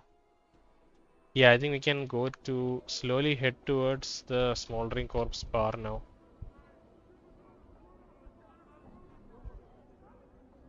We haven't talked to a hived out yet. This thuggish looking man approaches you with a wry smile. Oi there, oi there, oi there, blood. How are you doing? It's a local tout I am. So if you have got copper to spare, I'm your man for directions and the like. What's a tout? Who? By the power's bottoms, he must be newer to steel than he looks. A tout's a guy, blood. The man snatches a coin from your grasp and winks. Right, this part here, part of the hive's got two gates leading out of it. One in the north and one in the southeast. And if you're looking for a good fight, there's an alley leading northeast you might wanna swing by. You also got the office of the vermin and disease control and a good sized market here. Okay, he's like a he just blends in with everyone else. In the middle southern half of this area, its door faces southwards, so just walk along the southernmost east-west road, southernmost east-west road till he sees it. Where the market? In the southern crook of an L-shaped building, in the northern middle half of this area, if you walk along the northernmost east-west road, here you sees it. Lot of people, lot of merchants and the like. Did the main game didn't have a overworld map, the one we see with the by hitting the M button? Because this is very extensive description for places, and I wonder if there was no map, because we can just immediately spot everything with the map, right? And this seems like there's a lot of effort gone into designing this place and writing dialogue this for this NPC. So I'm wondering if the map is a new addition actually. I would imagine the map notes are at least a new addition, but is the map itself a new addition to the enhanced edition version compared to the original Planescape Torment? Where's North Gate, Southeast Gate? Man shucks, just a place to go if you're looking for a little rough and tumble. That's all. It looks like you Helix. Yeah, looks a bit in the fighting type, so I brought it up. Like I said, it's to the northeast, so stays away if you are not looking for trouble. Where's a no? Oh, sorry. Where's a north gate leads to more of the hive blood. There's a flop house up there. If you're tired or just plain hurting and need to catch a few wings. Southeast gate. Just another bite of the hive. You can get some tattoos there, and there's a great little pub name of Smoldering Corpse. What about this alleyway? Okay, we mentioned that. That's all I wish to know. Farewell. Thank you. One copper. What did he? Let's just listen to his dialogue once. He's saying, why is he walking with a knife out? Jesus. That's why I just ignored him, you know. I completely ignored him because he has a very similar, if not entirely same model as to the normal, aggressive thug.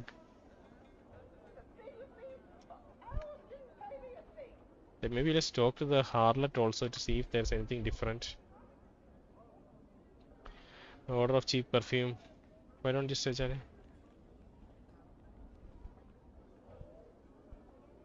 Oh? What good fortune. Probably was what we're looking for back at your keep, miss. Actually, I'm missing a journal.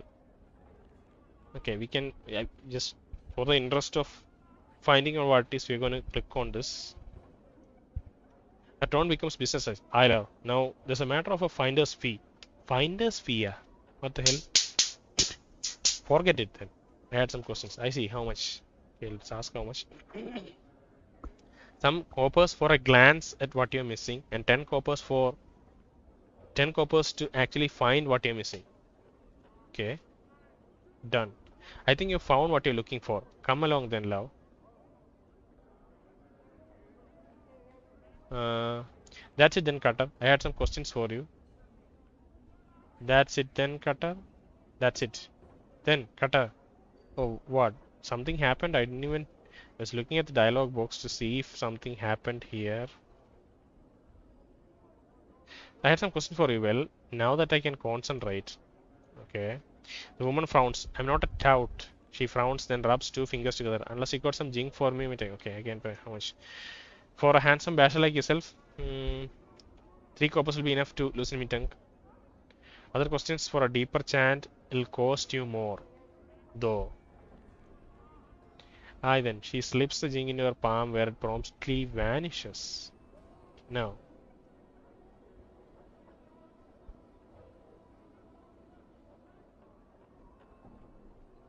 what sigil you mean? It's a city beneath your feet and rising to either side of you. Makes visitors' stomachs gallopitous. Center of the plains. To hear it told, if you believe that wash. Why is it wash?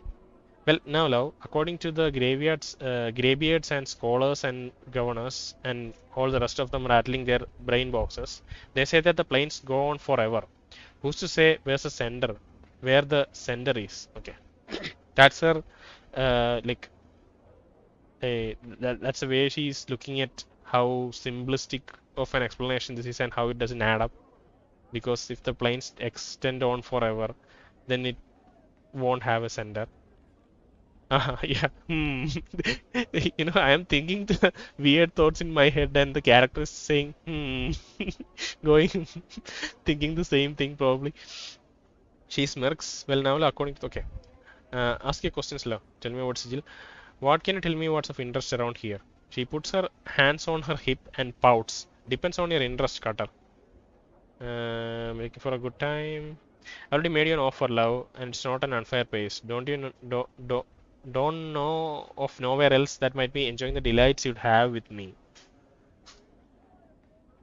Uh, Depends on your interest. Looking for work. You're asking me what do you think of becoming one of the sisterhoods, Are? She nearly buckles over in laughter. The screeching is similar to a drunken harpies. Eventually, the gales of laughter. I might just kill her after this, okay? Eventually, the glares of laughter subside and she takes a deep breath. You're a rich man, yeah. You're a rich man, yeah. Okay, what else? I had some other questions. I wonder if we can. Okay, let's not go there. Can you tell me what's interest here? What can you tell me about the Lady of Pain? She spits and make a half circle. What is this half circle business everyone's doing? Play at some point we'll understand what that is. That bladed witch, all high and mighty, mistress of all the city, floating and silent, she kills anyone in her shadow. She tends the city eye, she hisses, and leaves the living things in it to rot. Okay, she takes care of the city as in like inanimate city and everything living in it it's just rotting. Uh, Fine, I had some other questions. For a man named Farod. Greater Dark's love. If you be wanting to know about that blood, that'll be thrice the corpus of a normal asking.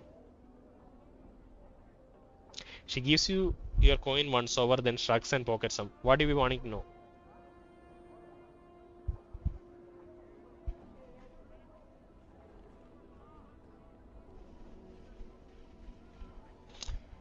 Chand is that he's a collector boss. He has a whole bunch of blood in his shadow. Or at least I got some XP. Now, no one knows for dead sure, but if I were to suggest a place, love, I would say Ragpicker Square. Aye, big old heap of rags and trash, 3 blocks due west of the mortuary. All the collectors stake their keep there. Chances are Farrod's got his keep there too. So collectors basically it's a residential area for collectors, Ragpicker Square. You know, them sorts that pick up deaders for Jing, a sorry lot. Cosseron got the looks to do what I do. That's just a. Okay. I see. I had some other questions.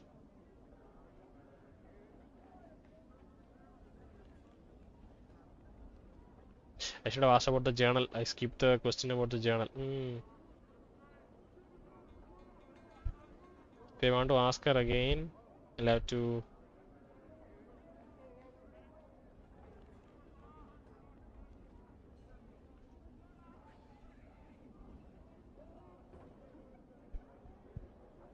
Yeah, the general question. No idea where you find something. Love. You might look elsewhere. I know some places you might start. You might look elsewhere. Hmm?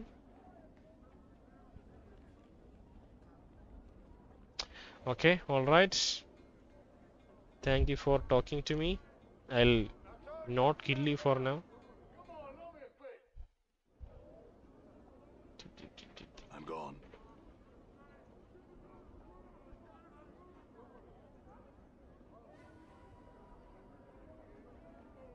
Why are they not attacking anyone else, actually? And these people, did they respawn? I forgot if I even took them on earlier.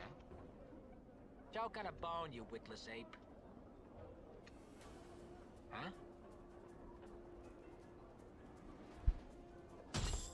What a perfectly good waste of arms and legs.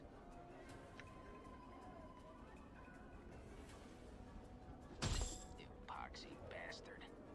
I think he's missing a lot of spells today. Your face is just begging to be kicked.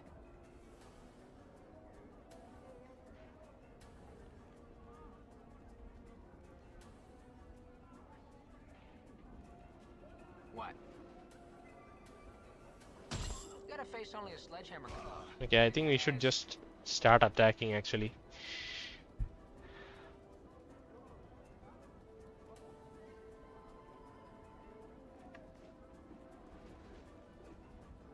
Die.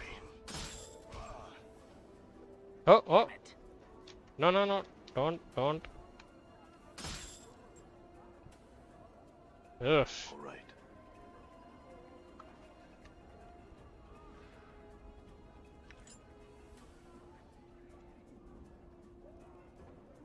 What's up, Chief?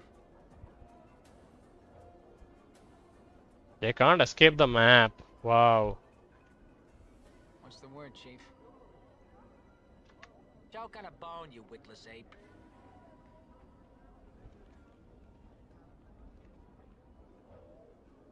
Damn.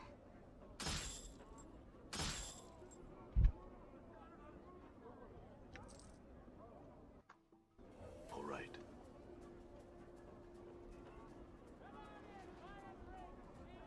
What's up? You dog's body. Yeah?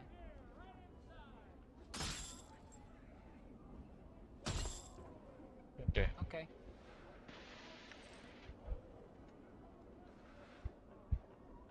Angry High-Dollar Harlot Weinstein building have withered from the heat emanating from the walls. Was that actually intentionally built vines that burned out?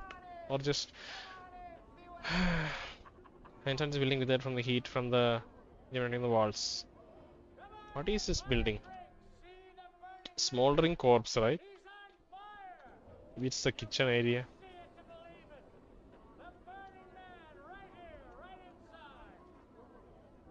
You see a man old and tattered clothes. As you approach him, he makes a detour to avoid you and keeps walking. Meetings. Hey, hold on a moment. He turns, glancing briefly to the left and right as you looking to see if you have any friends with you. He draws a dagger. You better leave me, or you'll be wearing the steel between your ribs.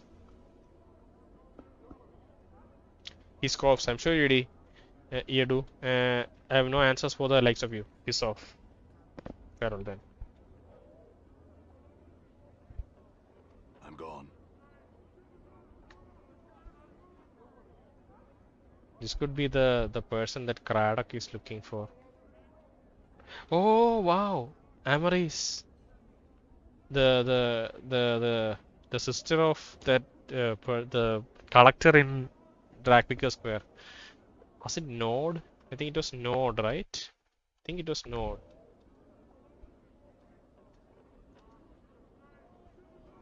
This man sways unsteady back and forth, catches his balance for a moment, then manages a sickly, twisted smile at something just past your right. Just past your right ear. Hmm. He nods slowly, then manages a phlegm-filled gurgle, and a small green-colored trail of drool begins to drip from the side of his mouth, running down into his scruffy, dirt-caked beard. He looks like he's barely able to stand up, much less carry on a conversation. Oh, okay, we can't talk to him. That was a nice description, though. Angry hive dweller talking to a harlot. You see a young woman dressed in tight leather bodies and leggings. She smells faintly of cheap perfume, and her face, though pretty, is painted with a garish makeup. She smiles coyly as she's seeking some company love. We know, okay, I guess we had her description saying that she's in blue all the time. I think Nord mentioned that she's always in wearing blue. Maybe we use that as a way to recognize if this woman is Amarysse. She stares at you silently for a moment, for a time, then speaks. I was called that once long ago. Who are you? I was sent to find you by Nod, your brother. He's worried about you, and I hoped I could tell him. He's worried about you, and hoped I could tell him how you were. So I guess maybe if we didn't pick up this quest from Nod and we wandered around this area, maybe we would never have the name change would never have happened. Like, or we'll probably not have we'll definitely not have the option to bring this question up with her, but maybe her name would also remain a mystery. She would just be called Harlot, maybe. Nod, he's alive. Where? Why didn't he come to seek me out himself? I think he's ashamed. He's a collector now, living in poverty in Rackwicker Square. He doesn't seem quite right in the head, I mean. Updated my journal. Aye, he was a bit touched even as a child, and his name was Thodas. Oh, I have missed him so. Ashamed though? Ha! Me own works no more proud. Ah well, at least I'm doing well for myself. For a hiver. For a hiver at any rate. Eh? I must visit him soon. She looks at you closely for the first time since you have spoken. Are you a friend of Nod's or of a sort? Yes. Why? Why? Why though? Could you? She frowns, biting her lips as if considering something. Could you give this to him? She steps closer to you and offers a pouch of what looks to be about 100 copper commons. Okay, so this is an option to like pick it up and then like not give it to him. Yes, I swear I'll get it to him. Yes, I'll get it to him. No, at best not. I'll tell him you'd visit soon though. Farewell. Okay, this seems like normal. You don't have to swear it. I'm sorry, Cutter, but could I? Oh my God. Okay, could I get you to swear it in to me? A lot of cooperatives for me at least. Yep, I still like it. Updated my Sure. journal. She hands you the pouch. I thank ye. Go speak to Note for me and tell him how I worry about him. So I will. Farewell. Talk to her again. Is she acknowledged? No, not yet. We should return back to her when we can. And we have a helpful journal which tracks all these things, which is quite nice. If I enter this bar, I feel like I'm just going to be too overwhelmed. So you know what? Let's go back and finish up some business. We should talk to. Oh, first we should find out the drunk who is. Okay, maybe the drunk is inside the bar, so that doesn't help us. But at least we can go find be in the center and yeah, we can kill these thugs obviously. Be in the center and we can. Flies wouldn't even rest on your carcass. Yeah, we can go back and talk to Be in the Center and say that we found Kradak. What? Good as done.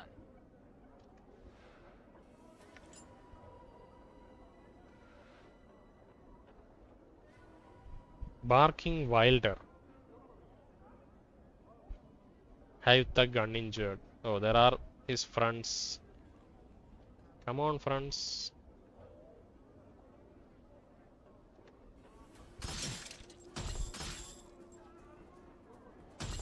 We didn't have to use litany this time because Damn it. Mort was already. No. What's up, Chief? Don't run away. Sod. Save us a spell. See, so every time Litany of Curses, this save us a spell comes up, it means he missed the spell. What's the word, Chief? Slattern. Jesus, dude. What's up? Good as done.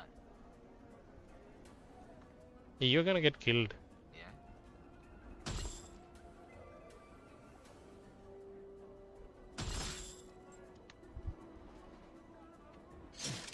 Damn it.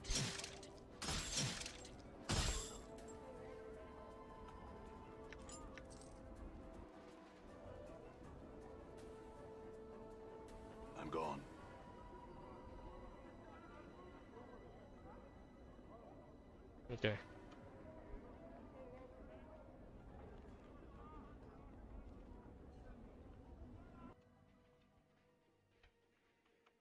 I want map button to be mapped to something closer. Let me see that. Some keys.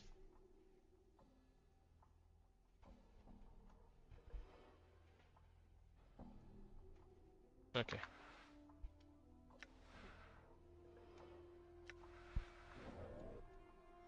Okay.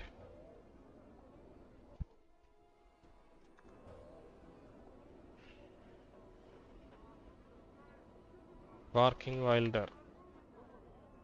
This wild-eyed man is hunched over, snarling and giving low growls. It looks like he hasn't trimmed his hair in years. It's so long it forms a veil over his eyes. He has a long, stringy mustache caked with grease and sweat, and the tips of mustache droop so much that they have become tangled in his ragged beard. The man snobs Mitzdal, and he reaches up to the part of the curtain of hair that covers his eyes. As his withered hands pull away the dirty locks, several strange, puce-colored bugs fall from his hair and scatter across the cobbles. Beneath the cloak of hair, the man's flesh is moon pale and creased with wrinkles. His thick, bushy eyebrows form a V as he stares at you. Wow, a V? Jesus. Hand, my take. Hand, might take the moon flight too. What? Hand might take the moon flight. What the hell? Take your hand and fly to the moon? Hand might take them the moon fly. I don't know what this is.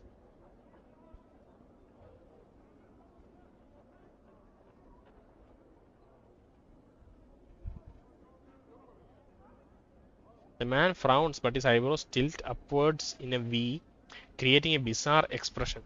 You have no idea how he accomplished the facial expression, but it makes you uncomfortable watching the muscles beneath his face shift into the new pattern. You can't tell whether he's angry, curious, both, or neither. Singed, kiss speak a man. Answers, prefer a wood woman heart. Singed, kiss speak a man.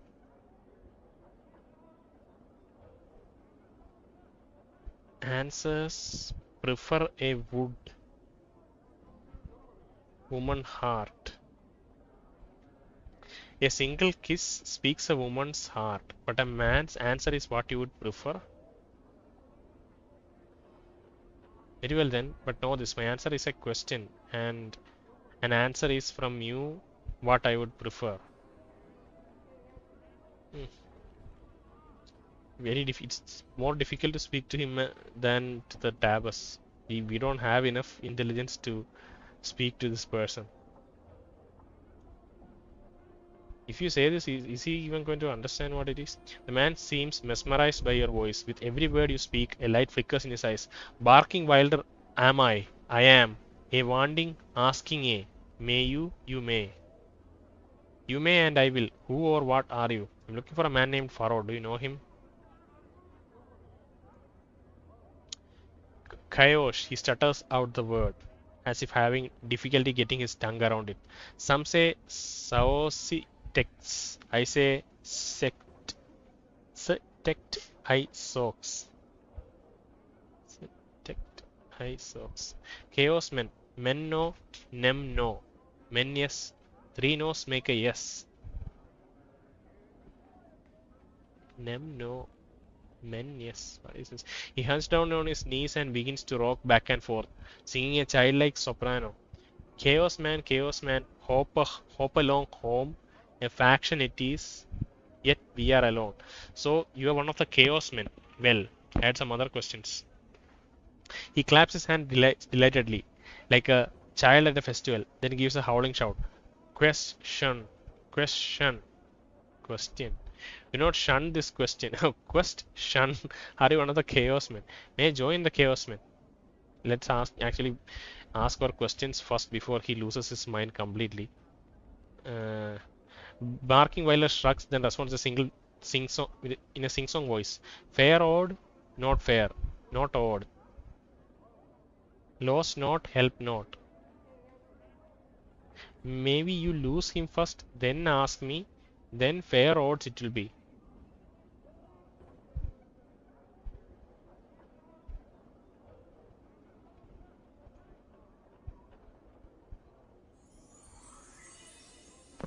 He frowns, squints his eyes, then opens them back up. When he speaks again, his voice is level and straightforward. It is like a different, saner person is speaking. The effect is eerie. More than one lost, more than one must you find.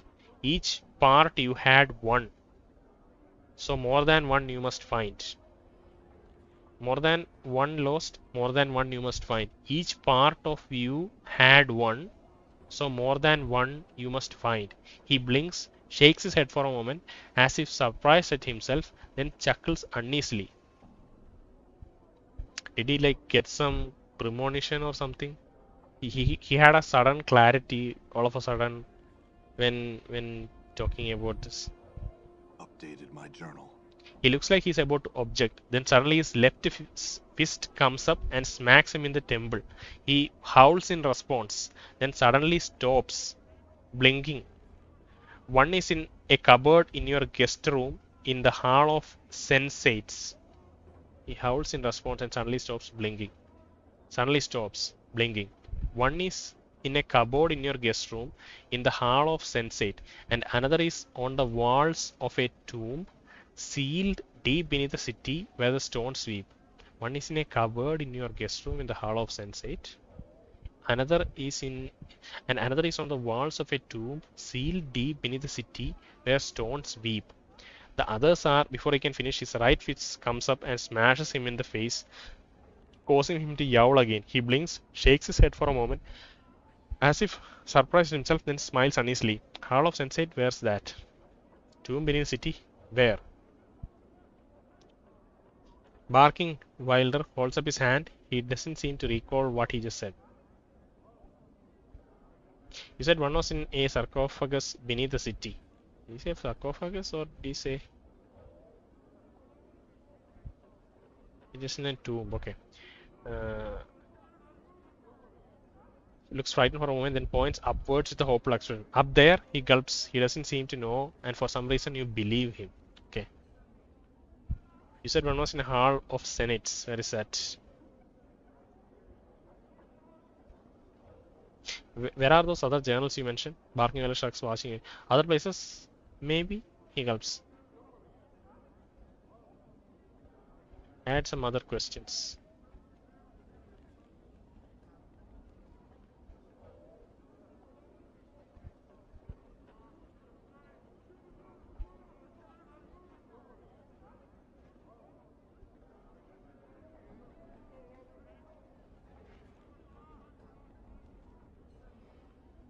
Chaos. That's what he said, chaos. Some say Seos texts. I say Estex Isox. Chaosmen. Sectai Sox. Menno. Nemno. Menius. Three nose make a yes. He hunches down on his knees. Chaosmen, hop along. Home. A faction it is, yet we are alone.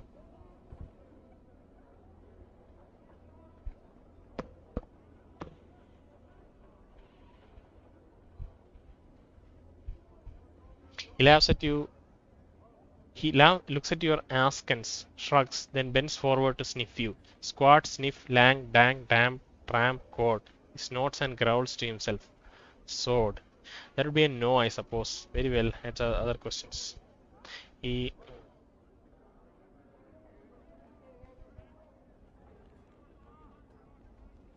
squat, stiff, lang, dang, damp, tramp, code.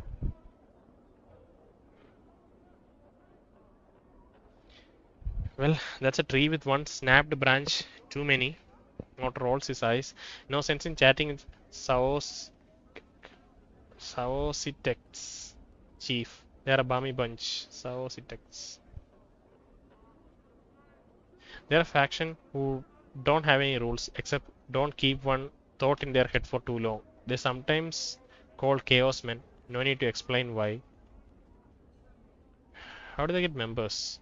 They seem to attract members like flies. When members that are crazy or chaotic enough, I suppose. Well, members that are I don't think they have any recruiters, though you really can't say anything about them for sure. You have to be crazy enough to be. You have to bark with him, I think.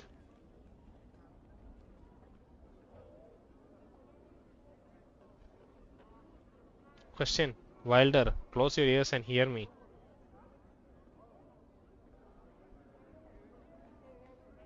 I don't know. Maybe you should have barked at him.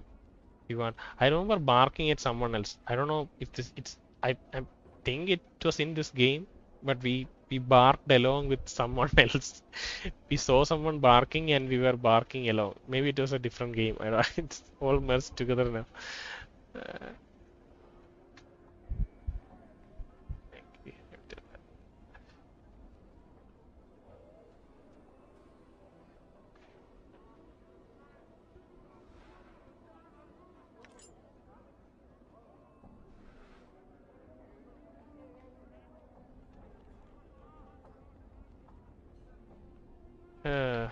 We are just exploring around the smoldering corpse bar before going back in. Damsel in distress. Okay, why are you in distress? You see a pregnant woman, her hair is in disarray and the bodice of her dress is torn. She looks about in desperation and then notices you. Greetings. She runs up to you, grabs your arm. You notice the front of her dress is stained with blood. Help me, Cutter, please. They are killing my sister. She begins to tug on your arm. Who? She looks around wildly. This drunken man who followed us from one of the taverns. We thought he meant no harm. Please, Cutter, there is no more time. Wait, first you said they were killing a sister. Now you say, yeah, the thing is, it looks like a bait, you know, the classic bait. You go into an alley and then her friends come and like mug us. Wait, first you said they were killing her sister. Now you say he is killing her. Which is it? She stares at you, unsure of what to say. I am distraught. I made a mistake. She glanced at the blood that stains her dress. Please help me, Cutter. You glance down her dress and look at the blood. Although it does appear to be real, it has completely dried. It must be hours old. Yeah. I mean, the game like doesn't even pretend that we will be confused at this, or like we will be taken in by something like this. You see her eyes flick to the bloodstain and then back to you. You think you can hear a hint of nervousness in her voice. You're mistaken, Cutter. Please help me. My sister lies dying while we tarry. You're up to something. Tell me what's going on or I'll kill you. Bluff. You're up to something. Tell me what's going on. Yeah, just that's it. She looks into your eyes and then glances at the scars that cover your body and she's like, oh my god, I'm barking at the wrong tree. She swallows nervously and you see her pale before your eyes. I'm supposed to lure people into an alley nearby. They are waiting there to take your jink. She looks at you apprehensively. Let me give you some advice. Okay, we have some options here. She gives you and nods her head. Don't pick someone like me as your mark. Choose some drunken fob who looks like he's never seen a battle in his life. Yeah. He nods once, curtly. We are giving advice on how to be a criminal. And make sure he looks like he has more than a couple coins to his name. Now get out of here. We should not have given that advice. We just made her like, yeah, I don't know. He nods curtly, then backs away from you. She hesitates for a moment, turns to leave. Thank you, Cutter. She sprints off. Yep. I feel stronger. Ah, we leveled up. That was actually a leveling up experience. We can level up twice now, I think. No, we can level up once. A level 5 and Mort can also level up. Should we level them up now? Is there any point in like holding off leveling up? Chaotic good. What are we? We are true neutral again. Jesus Christ. Okay. We were neutral good at some point. Now we are true neutral again because we have probably did some things which are not really good. So we shifted back into being neutral again. Okay. Mourns-for-trees. This ash-covered tree looks like it has suffered greatly since being transplanted here. Where do I find the seeds for Mebbeth? That's my biggest concern now because I want to be a mage. You see a tired looking, sorrowful old man who is gazing at the ash dead tree in front of him. He's mumbling to himself and tapping his chin as if trying to figure something out. Occasionally shakes his head sadly, leading. He seems momentarily startled as you interrupt his train of thought. He speaks in a calm, unhurried tone, but one full of sadness. Oh, greetings to you too, friend. How is this day find you? Finds me miserable. Does it matter? Never mind that for now. I had some questions. Does it matter? The man is caught off guard, but the notes assent confidently. Yes, friend, it does. To me at least. Though that doesn't count for much, it seems. He seems to about to turn back to the tree. I wish I I paid some attention to the question earlier. It didn't have a then earlier, right? It only said it finds me well. It's only because we asked does it matter and his response there was a then added to the end of the confirmation. Doesn't count much? What do you mean? It's a long story, not something the casual passerby would want to stand around for, I'm sure. Let's just say that any efforts I've made to rouse the people here to action have been ignored. What is it that you wanted people to do? You wanted people to save this tree, maybe. I wanted them to he seems exasperated, frustrated, is lost for words. To care. Is that too much? Front. He looks at you in earnest. Care about what?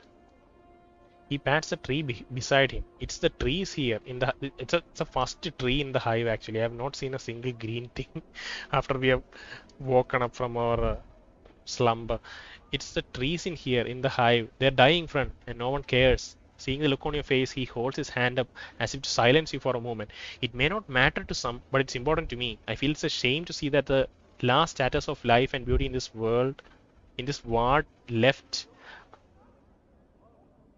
uncared for to die. Can you understand that, friend? Yes, you're right. It's a sad thing. No, all things die in time. Why concern yourself with when and how of it? No, I can't. Unless trees are of use to someone who would care. Yes, I had some questions. Oh my God, yes, I had some questions. No, this is the yeah. I feel for this man. There are like so little, so few NPCs here that we feel attached to. Like one person I remember is the woman in the gathering desk bar, some sort of skeptic. I forgot her name. She was an old woman. That was a nice conversation. This guy is another one, who seems like a genuinely nice person, and we feel like saying this, right? For everyone else, I'm like tending to like I'm just on the edge of doing something aggressive. But this is such a genuinely concerned person, so we'll side with him sympathetically. He seems surprised and bursts out, "Really? Oh, I mean, wonderful. Perhaps you would." He pauses and seems suddenly suspicious. He recomposes himself, speaking in his usual slow manner. In any case, that's good. I suppose you have some questions for me? I uh, I had some questions. No, not just yet. I love this conversation. No, not just yet. What is it you were going to ask? We have so much, we have so much positivity that has been pent up inside us, and we are going to dump all of it to this individual here. Okay, we have been aggressive towards everyone else. Now we have enough stuff to give him, so we are going to be very considerate to this person. No, not just yet. What is it you were going to ask? For the first time, the man seems genuinely happy. Beaming, he explains. It's difficult for anything to survive here. Just look around and you'll see what I mean, friend. I'm not sure if it's possible for the trees to thrive here, even if they somehow were to get enough light and clean water. Go on. He nods enthusiastically, but if enough people care, really want them to leave, I just know they'll survive. They'll turn green again and flourish. What? That makes no sense. You could be right. Perhaps they would. You could be right. I am right. I am certain of it. A sense of conviction surrounds him like an aura. He seems so unlike the man you first spoke to. That's all I would ask you, friend. Just care for them. Hope for their recovery. In time, should enough people want it, it'll come to pass. Can you do that for me, friend? Truth. Yes, I'll help. Lie. Yes, I'll help. Yes, I'll help. I'll help. Excellent, my friend. Excellent. I thank you. You've given me back my confidence, my purpose. Perhaps I can find others like you who listen. Perhaps we'll make a difference. Uh, what about your companions, friend? Why would you speak to them on me? Would you speak to them on my behalf? Give me a moment.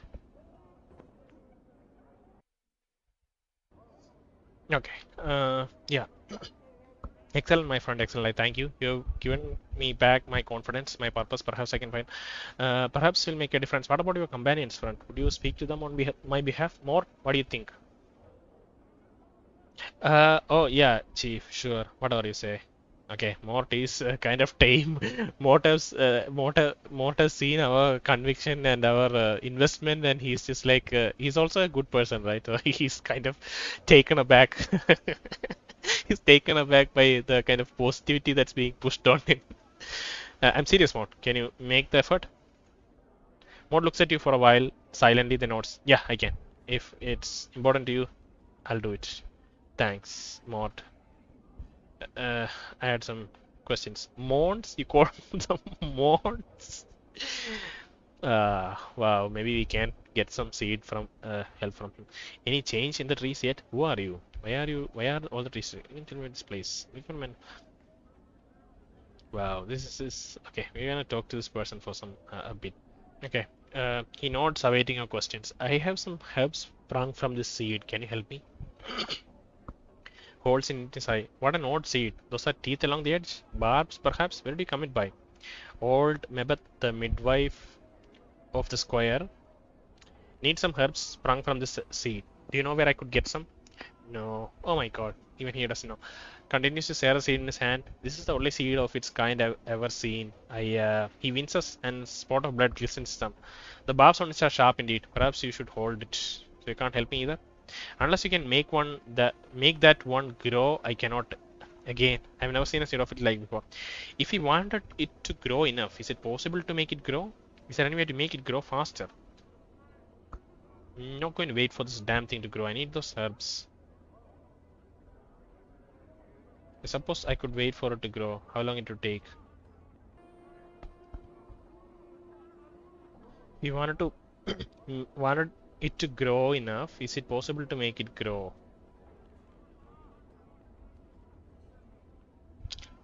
Perhaps if you cared enough to see it grow. What do you mean? This is real, friend. Belief is everything. Everything from the spire on which sigil rests to even that tiny seed you hold there. If you believe enough, anything is possible. Yeah, I was looking. The sigil, friend. Belief is everything. Everything from spire on which sigil rests. Focus on seed. Believe to grow. Wow. I wonder if there's anything more. Anything more to what he's saying there about belief is everything in sigil.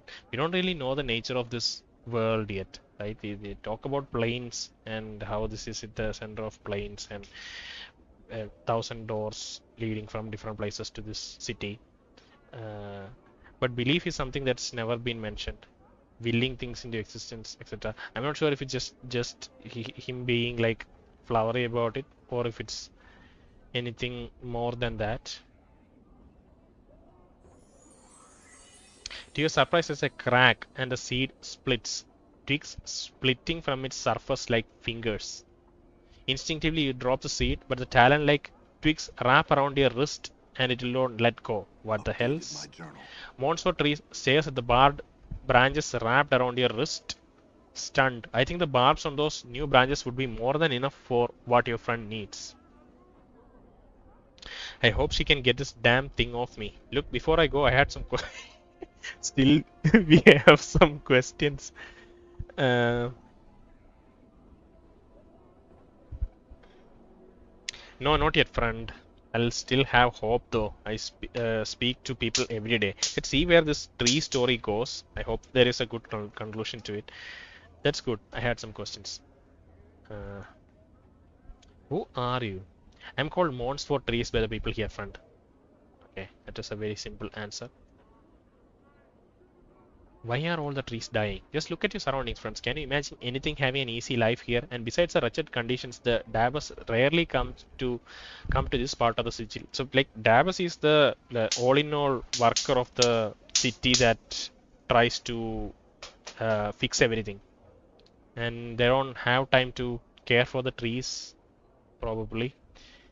Uh, yeah, I mean, like this is the yeah. I've been thinking about like how everything in this world is just like so uh, not world, at least the city sigil, right? It's such a horrible place to exist in, and clearly the people who developed this game, like it is inducing that feeling that we just want to we just want to it's such a horrible everything, like not just the world but the UI, and like everything is so harsh, right? The music, it's so spiky. It just hurts you in every way. The thugs chasing you, people talking to you. It's a very harsh experience that they're trying to convey. Not just in terms of like writing, but in terms of the visual design. Like it's a uh, it's not a pleasant thing to look at. It's not a pleasant thing to listen to, and it's always triggering that feeling in you of just being tormented. You know, I, I don't. Yeah, I was just having that thought last day when I was thinking about the game. Uh, Not just in terms of story, but in terms of everything else. It's just conveying that the harshness and pain someone would feel like leaving through this place, and maybe they are trying to let the player get involved in the story a bit more because of those elements being so spiky towards us. Dabas? Okay. Davos. Surely you've seen them. They're the lady servants. They care for the city. Some parts of it is more than others. Of course, he looks sadly at the trees beside him. The lady, the lady of pain front, the mistress of sigil. He stops, speaking suddenly, making a semicircular sign over his chest. He leans close to whisper. It does no good to speak of the lady. Know only that she alone controls the city, whether it appears that way at times or not, and speak of her no more. Very well. Why don't the Tabas come here often? The hive is a dangerous place, but that's not it. The Tabas have the lady watching over them, and no one's foolish enough to tangle with her friend. I suppose it's really all on account of Fell. We get so much information from like the most innocuous sources, which is fascinating. It's not the prominent looking in NPCs who's giving us this like gems, because the barking NPC, like I forgot his name, the barking wilder, he had this vision of our journals resting in two different places, and he said that we have multiple journals from uh, from the different versions of us, or like something of that sort, and we wouldn't expect it to be present in such a lowly looking NPC, right? Okay. The hive's a dangerous place, but that's not it. The Dabos have the lady watching over them, and no one's foolish enough to tangle with her. I suppose it's really all on account of Fell. The Dabos, the lady who is Fell. Fell, well, friend, I'll just say he's the only Dabos that doesn't serve the lady. I don't know the whole dark of it, as they say, but he's shunned by his fellows and lives here alone in the hive. He runs a tattoo parlor, but most of Sigil is wary of the place. Wait, a Dabus can run a tattoo parlor? A Dabus can just leave the ladies' service and just do whatever. I thought the Dabus were less. The Dabus had less of a will of their own, or like I just assumed it. Like Dabus were less of a person than Yeah, I didn't give them that much credit somehow. But now there's a Dabas running a tattoo parlor right there, and we completely skipped the tattoo parlor because it felt like not an interesting place to go to immediately. But we'll visit there. Tell me about this tattoo parlor.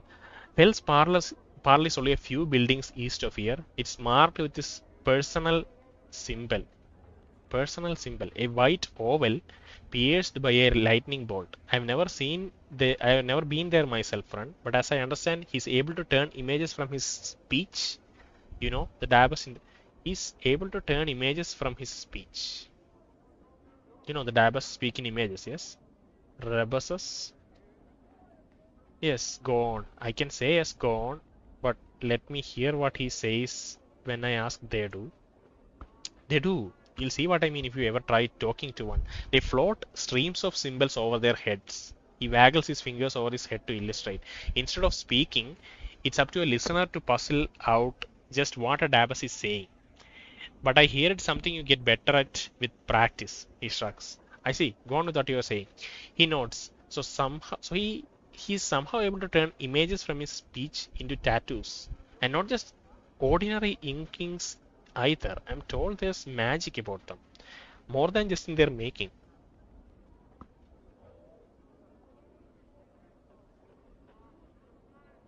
I don't know much else about it though. So what about this place is there to be wary of? Well, friend, since he turned from the lady, many people think it's just a matter of time before her shadow falls on him. Yeah, that's exactly what you would expect, right? This person seemed to have so much control, and like no one speaks about her. Like she's scared, and people are scared enough that they don't even speak about her. And it seems like someone who is directly under her service, who seems inept. You know, the Dabasses, like at least in a visual sense, they don't look that apt for fighting or denying whoever is commanding them. And this person just ran away, and it seems like the lady would immediately eliminate him, right? No one wants to be about when and if that happens, I'm sure. Okay, tell me about this tattoo parlor. Yes, go on. So he's somehow able to turn images from student, just not in English. Okay. You don't have any idea how he came to be shunned? Well, he is shunned because he left the lady. Nobody wants to be associated with him. Like I said, friend, I'm not too sure. I've only heard vague rumors about him being on the wrong side of the issue when some power decided to butt heads with the lady. You could always try and ask him, friend. I'm told he's friendly enough, if not a little odd. So it seems like lady and someone else had some disagreement, and the the the Dabas being mentioned, what's his name actually? I forgot his name. Fell. So the Fell is was on the wrong side of the issue. Okay. Some power. Oh, when some power decided to butt, some power could be like something inanimate actually, or like something was not a person actually. A deity, front, a god. Normally, the lady has no problems with like of them, as she keeps their lot out of sigil entirely. His name was Eoskar, but I don't know much else about the affair. Okay, we met someone who actually. This is okay. This is a really nice through line actually. We met someone who is actually okay. I think it was Eoskar, the person in the Alley of Dangerous Angles, who was just the only single disciple of Eoskar. And he said that all his disciples, as soon as they get initiated as a disciple, they disappear because of the lady, possibly. Hmm. And so this Dabas is associated with the Eoskar. His name was. The man nods gravely. As I understand, the lady destroyed him. I wouldn't forget that if you were ever to consider messing about with her or her servants.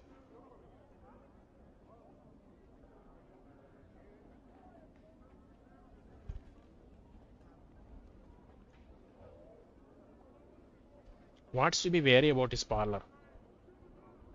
Well, friend, since he's turned from the lady, many people think it's just a matter of time before. Okay.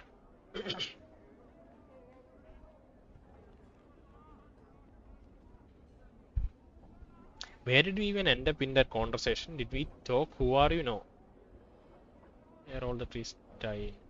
Okay, it is why are all the trees dying? This question led to that nested tree of dialogues, which, you know, in which he was talking about the tattoo parlor, the dabbers who left the lady, and how Eoscar was actually possibly associated in that disagreement between lady and uh, this rogue dabbers. Why is that? The high is a dangerous place, but that's not it. The dabbers have the lady watching over them, and no one's foolish enough to tangle with her friend. I suppose really all on account of Fell. Hmm. So lady is just staying away from the hive area because Fell has made it his residence, and it's only a matter of time before lady uh, brings her hammer down on Fell. I had other questions. What can you tell me about this place? It's the worst Sigil has to offer, friend. Not much else to say about it. At least that's a good news for us, because this is pretty horrible. If things were even more horrible elsewhere, then it would be, yeah, it's not something that you will be looking forward to. What if I was looking for work? Where could I go to enjoy myself? In the hive, unless you are a thief, I doubt you will find any. You could always gather corpses and haul them to the mortuary gates if you are that desperate. I hear Desmond pay a pittance for them there in an effort to keep the hives, street and alleyways from becoming more foul. It seems like such an inefficient work, collectors.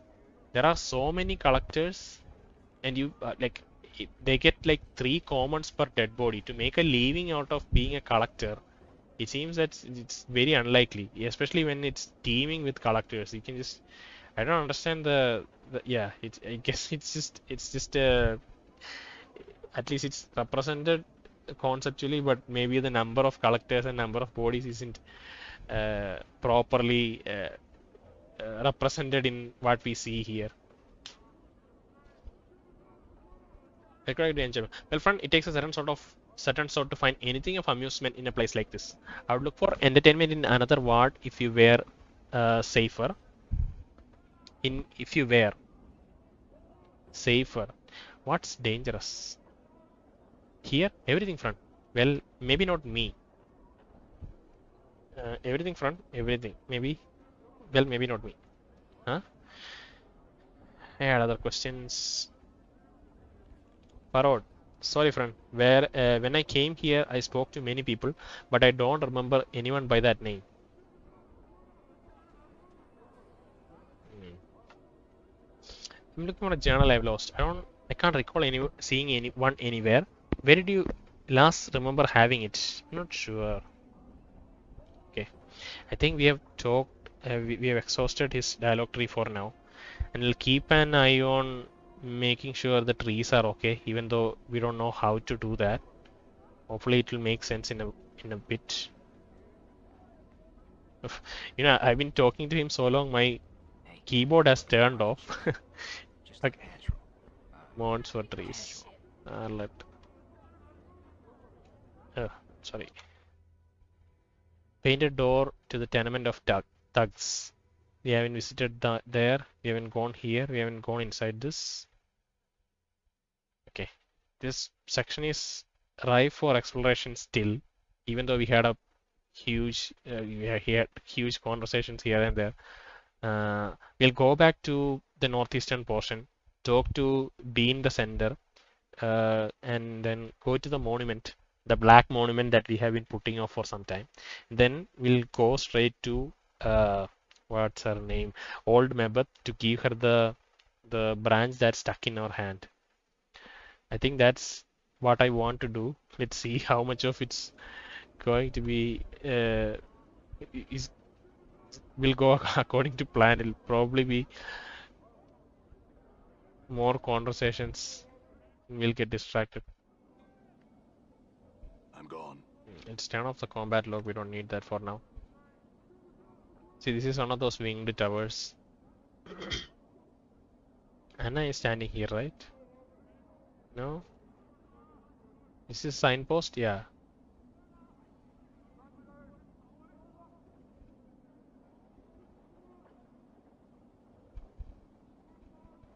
To those hive citizens wishing gainful employ with the most honorable and generous sigil government, inquire forthwith at the office of vermin and disease control to help plague of brain rats. Bounty is paid. Copper given for each rat tail brought. Tails must be genuine and from rat only. No cat, dog, or fiend tail accepted. Office several streets south and west of mortuary. Ask for official inspector in charge. The respected Phineas.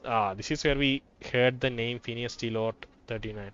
So yeah, looking at this, I don't know. Maybe they just, yeah, like it seems like this is a real establishment from the sigil government, even though I don't know if this is anything other than just the lady. It doesn't seem to have any bureaucracy other than just the lady, the single lady of pain who is just having her dabasses run the city. And this vermin and disease control board seems to be the only organizational office that we can detect here. So not sure if this, yeah, but look at the writing. Maybe he's just a inept officer who has been demoted from some other location to the worst place in Sigil, and now he has to, yeah, he has to play his role. And there's nobody to cross-check any of this. It's just him running his things. That's one way to look at it.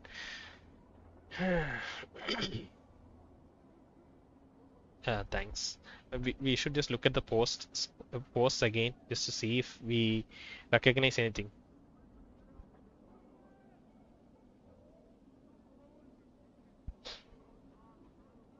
We can return back to Gathering Dust Bar and fill them up on some of the info regarding Farod. Even though we don't know where Farod is, like we as a player kind of knows that we are going in the right direction, but we don't have any, concrete confirmation that Farod could be in Buried Village or nearby. So I don't think we might have any dialogue updates there. Examine other notices. Official notice. Public notice by the order of Judiciary Council and in accordance with the citizenry of Sigil. Let it be known those defacing a registered servant of the dustman, either by graffiti.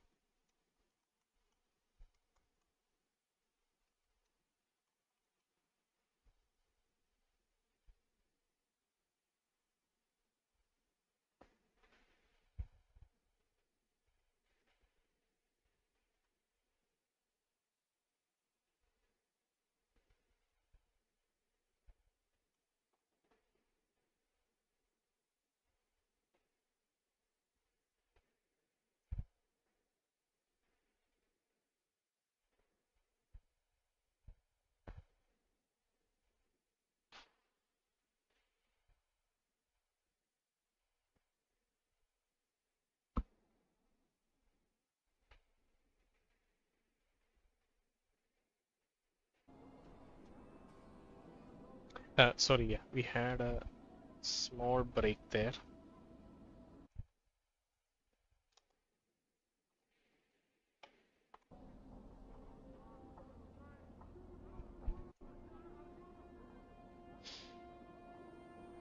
Yeah, defacing a registered servant of the dustman, either by graffiti, malicious attack, or by posting notices will.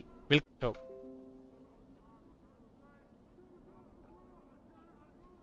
Sorry, I think OBS disconnected for a second. Okay, yeah. It should be okay now. Yeah, this is probably written by someone more literate than Phineas, whatever. I forgot his name again. Phineas T. Lord 39. Bill of fare. Someone has posted a bill of fare for the Gathering Dust Bar, but the bill of fare cannot be read as the words. Smoldering corpse bar has been scrolled in. Okay. Uh,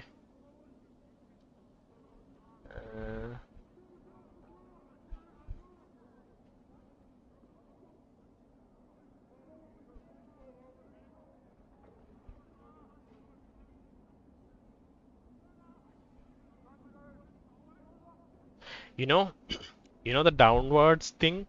Oh my God, it makes so much sense now. Zombie immediately jerks his left arm upwards, points to the west and downwards because he's in the buried village. You know, he's not in Rackpicker Square. Nice touch. I don't know how he knows it though. Does he have some sixth sense to just detect people's position?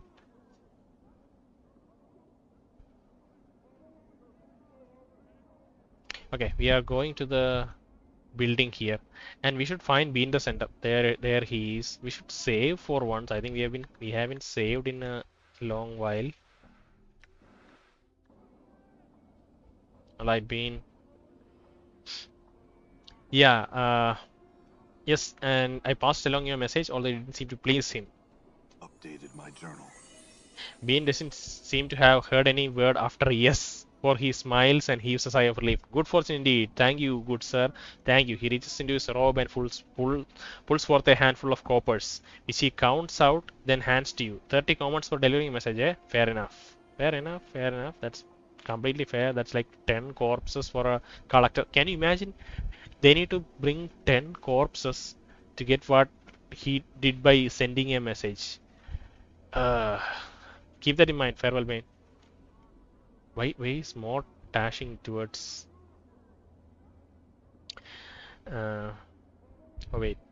More than fair, good sir. More than fair. I can say without hesitation that there is no finer position in all sigil than that of a runner for the House of Senders. You know, I am inclined to believe you on that. I haven't seen any profession marginally as good as what you're doing here. You seen Bane the Sender as your president? No trouble. Farewell. Okay, we got some quests done. Okay, we have added one more completed quest. See, that feels nice. Nameless one in the center. Om. Om is a. I know the literal used to spell Om since it's in my native uh, tongue. Death of names, Sevtai, Quentin, Monument. Whom should we speak to first?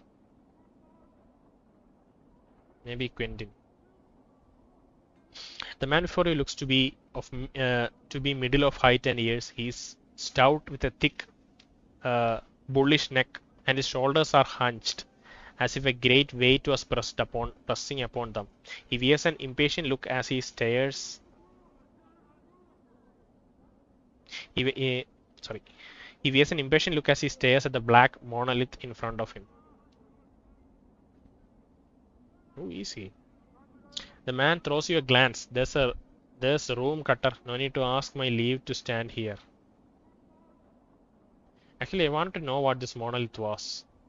It's a tombstone for the tombstone or tombstone. It's a tombstone for the plains. He scoffs. Graveyards of names are scratched. Graveyards of names. What? Graveyards of names are scratched on that rock. Can only hope my name's the one that'll split this stone in twain. He points the base of the monolith. Quentin, right there, hammered in just hard enough to send the damned thing crashing down. It's a tombstone for the plains. Graveyards of names are scratched on that log. I think it's just a descriptive way of saying there are tons of names just scratched on that rock. Aye, Quentin smiles ruefully. The Dusty scratched the names of the dead on this monument here. He gestures around him. And on the walls of this place. Not enough space by my reckoning.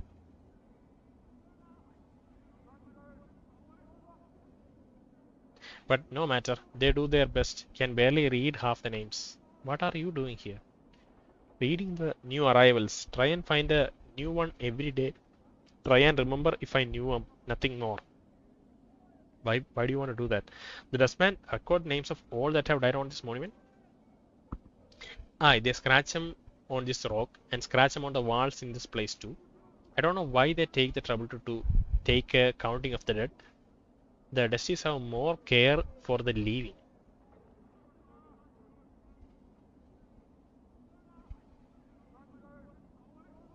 The living? Ah, you know, the dustmen mourners that come to this place. You know about the dustmen mourners that come? They aren't mourning the dead, see? They're mourning the leaving. You can barely get a word in them edgewise without them asking to mourn some poor leaving Berg for you. This is one of the, like, honestly, this is one of the first buildings you should encounter when you're out of the mortuary. So I guess at this point we don't, but we already know about the philosophy of Desmond, right? We had that conversation with Dahl about the whole deal with Desmond. So at least we have some base understanding of what Desmond do. So we already know that they think leaving is worse and death is preferable. So they mourn everything that leaves. You got me there, Cutter. Might want to put the question to them. Seem to me the dead are thrice worth the pity of any poor sword leaving in this pit. Every name on there is a blessed in my book. It is blessed. What's a blessed?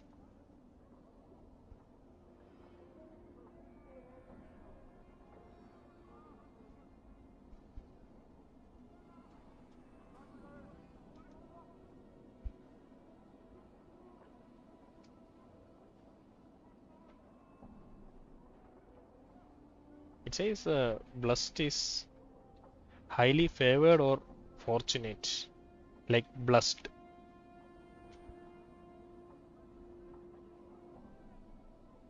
I don't know what that sentence means. Ever know anybody who came back after their name was put on there? You mean come back from death? Not a one cutter. Everything that leaves dies, and that's the way of things. Still, considering the planes go on forever and all, I suppose anything's possible. I suppose so. So I had some questions for you. No harm in asking, Cutter. Can you tell me what this monument is again? What are you doing here?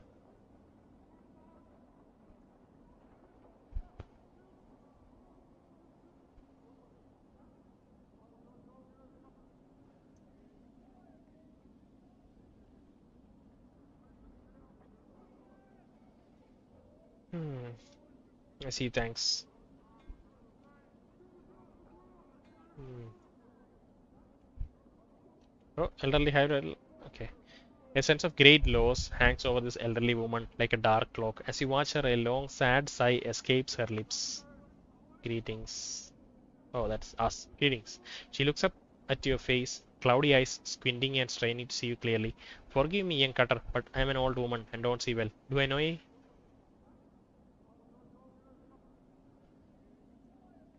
She mulls your answer over for a moment, nodding. What was it you wanted? I had some questions. Questions? Oh no. You're no adventurer, aren't you? You are an adventurer, aren't you? Name, job, and all that rot? Well, I won't have it. Off with you. Bar that, woman jabs her finger at you. I watched the dustmen put their name on, uh, put their, sorry, give me a second.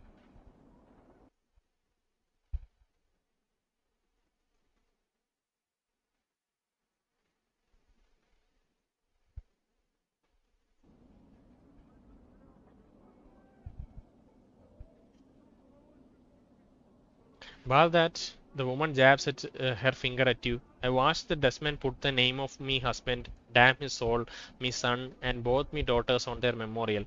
Adventurous all of them. Put the name of me husband, damn his soul, me son, and both me daughters on the memorial. Adventurous all of them. Why, I swung quite a sword myself in the day, so I knows one when I meet one. The old woman seems to be working herself into a fit. Her face has become flushed. Flecks of spittle fly from her lips as he howls at you. Let her continue her tirade. I'll bet you have all got all sorts of balmy questions. She mimics your heroic stance. Greetings, I have some questions. Can you tell me about this place? Who's the Lady of Pain? I'm looking for magic girdle or swang iron. Have you seen it? Do you know where a portal to 202 okay 2817th plane of abyss might be? Do you know where the holy flaming frostbrand, Grong's slaying, Vorpal hammer of wounding and returning and shooting lightning out your bum is? She spits. Dung all of it. This is just a fourth wall break movement. Like nobody speaks like this. Wounding and returning and shooting. Okay. Dung all of it. Only gets ye in the dead book. I oughta tick ye in the shins for even pestering poor old woman about it all. Now go away and leave me in peace. Okay, game. You had your fun. You see a dustman with a crooked smile frozen on his face. Despite the smile, his eyes are as dull as stones. Okay, that means it's not a genuine smile. His right arm is shorter than the left, and he keeps it tucked to his side as if cradling a small child. Greetings. The dustman's eyes slide over you. Name. The way he speaks the word, it sounds like the tolling of a bell. I don't know. Why does it scroll over like that? I was wondering. No name, can't help you. No name, can't help you.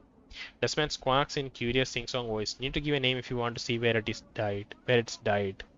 Updated What? my journal. Given a name when you are born. Given a name when you are born, give it back when you need it no more. Death of names, death of names. His eyes swim across the monolith and then the walls of the area. Buried many names here. Death of names has. Tell me a name, I'll show its grave. Okay. Danara, Dal. I don't know, try Athan. Athan has been. This is what we have been returning to all the time. Uh, can you bury a name for me? We have a long list at this point. Okay, let's ask about Danara. His eyes roll to the back of his head and then pop back. With a wild gleam, his eyes run across the wall of the monument, scanning the names at inhuman speed. He then points at a section of the wall, buried. Chiseled in the black stone in tiny cramped writing is the name you requested. It's almost lost beneath the sea of names around it.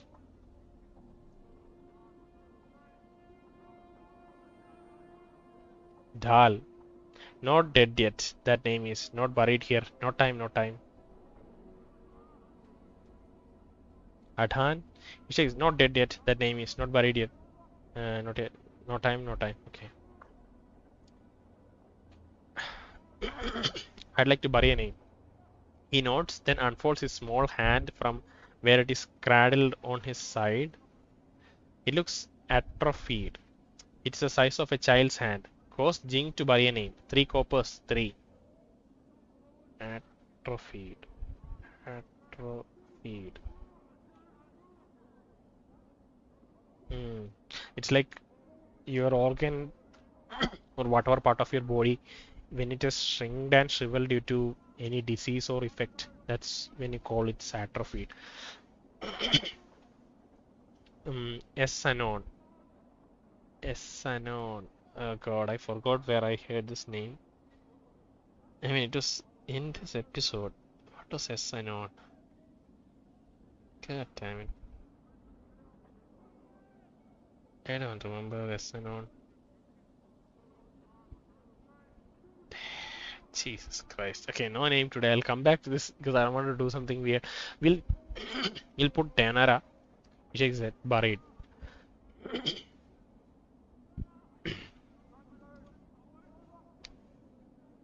If I say Dal, what would he say? Not relation, not buried. Okay. Yes, I know was. Okay, let me just quickly search my journal in case it's mentioned anywhere here. Where did we find Essanon? Jesus. Journal. Yes.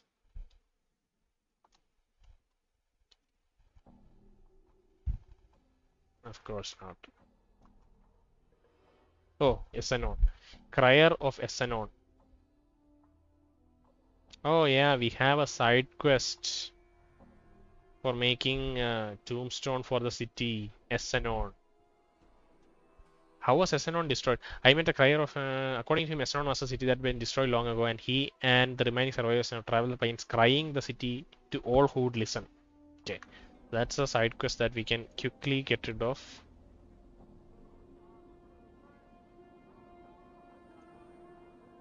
Updated my journal. The coppers fall into Death of Name's hand, and he tucks his arm back to his side. His eyes, now suddenly alive, roll to the back of his head, then snap forward, begin scanning the monolith and walls of the memorial area. Wait. He catches sight of a spot on the wall, and he quickly scuttles over to it, hunches down, then begins to chip at the wall. He stops a few moments later, hops up, and then returns to you. Buried. The world has a finality about it that makes you uncomfortable. I'd like to look for a name for me. Bury another name.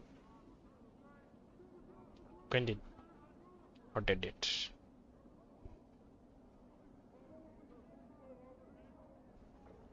Okay, that's good. We got rid of another side quest. We should return back to the person. This woman's face looks broken and she's covered in scars. They look like bite marks and fingernail cuts. She's cradling the shreds of several rags in her hands and is staring emptily at the wall of the monument at the names there. Greetings. Has. Get back. Get you back. The woman teeth peel back, displaying a row of black canines. What do you want? What do you want of Sevtai? What's the matter? What's wrong? Those chaos men wrecked my cart, attacked me, killed 3 of my sisters who tried to stop them. Not sisters anymore. Now they are nothing but names on this memorial wall. Chaos men? Chaos men, a faction, they say. What they are is an idle bunch that runs wild through the hive and does whatever they please. We never did no harm to them. Then they hop in like dogs and tear apart anything within their reach. Who are these chaos men who attacked you? They are a hiver gang, a bunch of adult sorts that call themselves the starved dogs barking, or some. They are a hiver gang, bunch of adult sorts that call themselves the starved dogs barking, or some bammy nonsense. I've killed one of them, I think. I wouldn't mind penning some men in the dead book for some coin. You got the copper. We'll talk terms. Their actions were unjust. If you wish, I can see the matter that is I can see that the matter is rectified. If 3 deaths they cause, then 3 deaths shall these star dogs suffer. A copper earring in your purse if you pen 3 of those murdering swords in dead book. Jig. Very well, but the mission is already done. I killed 3 of them, or already killed 3 of them in the hive not too long ago. They may have been the ones that killed your sister. I'll see to it then that they are put in the dead book. Can you tell me where you find them? Okay. You just say the powers be not blind in justice this day. The woman reaches into her spider-like hair and draws forth a copper earring. Here you are. A pretty bit it should fetch. Copper earring. It is worth 33 coppers at least, I'm sure. It belonged to one of my sisters, but she won't be needing it anymore. Very well. Farewell, Sevtai.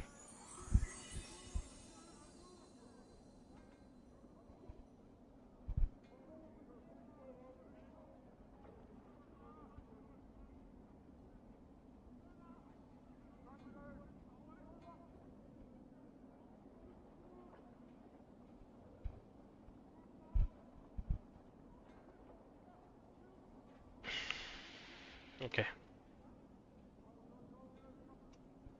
So we covered this monument area. I don't want to go in there at the moment. Let's go back to Mebbeth and finish our, possibly learn some magic tricks, or rather become a mage. Hide out. We can actually ask directions to hide out to just. All right. Oh, also I don't think we have explored this area at all. Flop house. Yeah. Oh, go ahead. Come on, Cutter, come on in here. You want to sleep outside? It's cold out here. Come on inside. We got a warm bed. Done.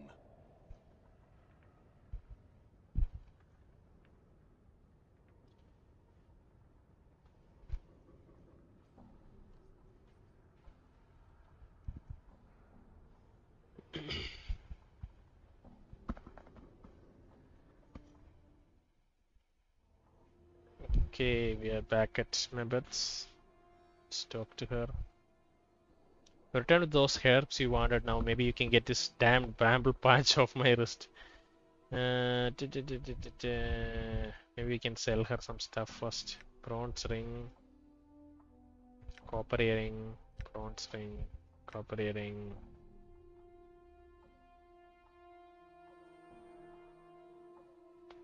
Sell.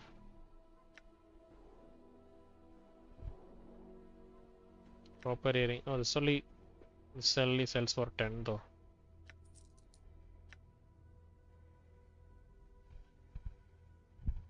Done. Okay. Save. Talk to Mebbeth. Is that so? If so, think it off then. Oh, she knows that. She knows that it grew into our hands. I also wonder, like, if there was any other path we could have taken that resulted in us giving her the seeds. This was such a unique encounter, right? You talk to this person called Mourns-for-trees, which eventually resulted in him telling us that we should believe it into existence. We should will it into existence. We can will it into existence, and we tried it, and it magically happened. And then that's how we came back. It was not. We talked to two different seed vendors, like not two different. We talked to one seed vendor he didn't have, and we talked to the Mourns-for-trees who also turned his hand. He said that he doesn't know where it comes from. It's a unique seed. And then he said you can will it into existence, and that's how we got it. I wonder if there was any other way. And if this is like a way to become a mage, then that's like an obscure. Like I guess it lines well with the rest of the quest design too. But it looks like an obscure, not obscure. Like it's a very interesting path. I feel like it would be. Like since this is such a central thing in the game, if it is a mage, right? If we are unlocking some sort of mage class uh, by this quest line, it seems like such a obscure quest line to unlock something that is so fundamental. But let's see, maybe it's not Updated my mage journal. class. Creaking and snapping, the blackbarred branches unravel themselves from your wrist and form into a tangled ball of brush and twigs. It looks like a nest of dead black snakes. Mebbeth snorts. Think it into a picture frame or something with more structure and less angles. Concentrate on the barbed bar, then imagine it as a picture frame. I wonder if she's just teaching us magic or like whatever it is, and she never wanted the seeds. The barbed bar creaks, twigs bending and twisting until the branches have bent themselves into a small picture frame. Two handspans on a side. Almost unconsciously, you imagine shape the barbs to the back of the frame so that you can be.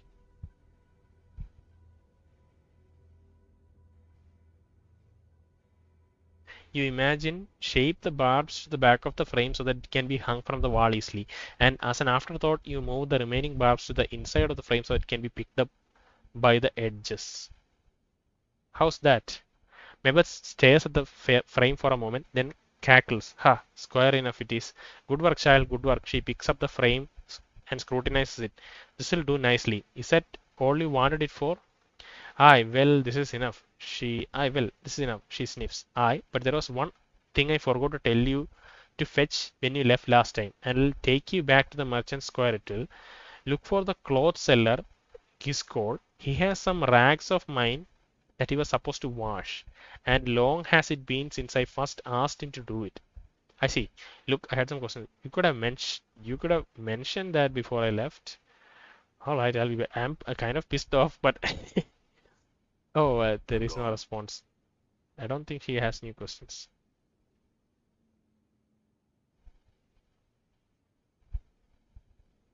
Sorry, she has new options here. Should we? I'm kind of tired already, but let's quickly go to the cloth seller and see if it is in like another winding, twisting quest, or if we can just get her clothes immediately.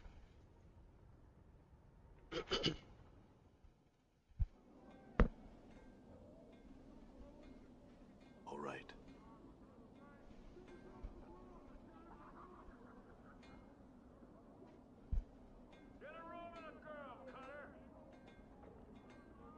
Mar has killed some Jim. No, what is it? Lim Lim. I'm just trying to remember remember the name, and the shouting in the market obviously makes it like Done. 5 times harder to think properly. Fight and hive dweller. I just want to get this quest and like stop for today, so I'm just ignoring every other NPC.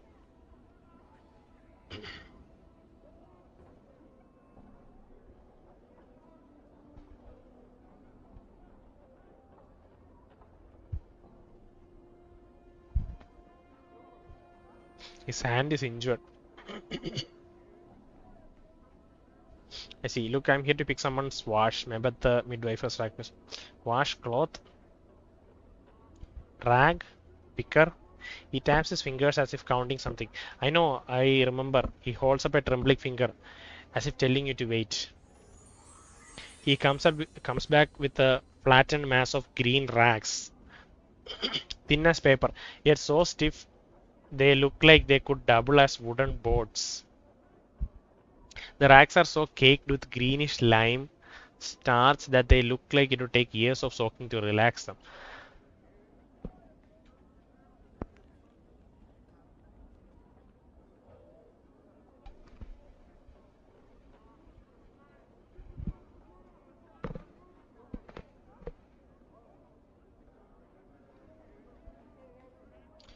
It's called wash cloth, starch cloth every fifth day. Wash cloth, starch cloth every fifth day.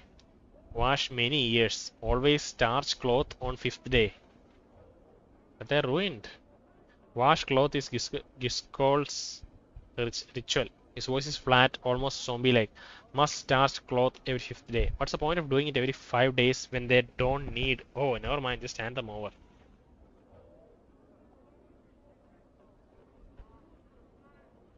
Hmm.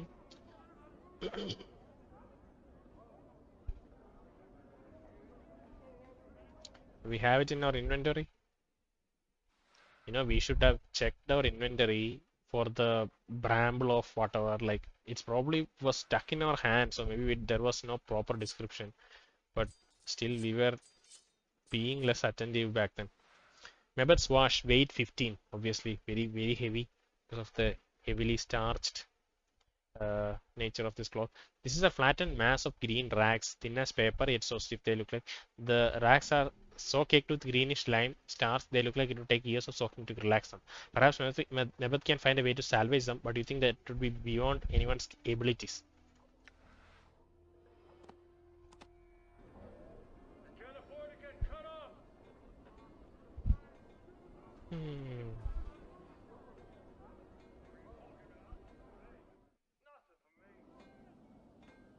I'm gone. Oh, bike off.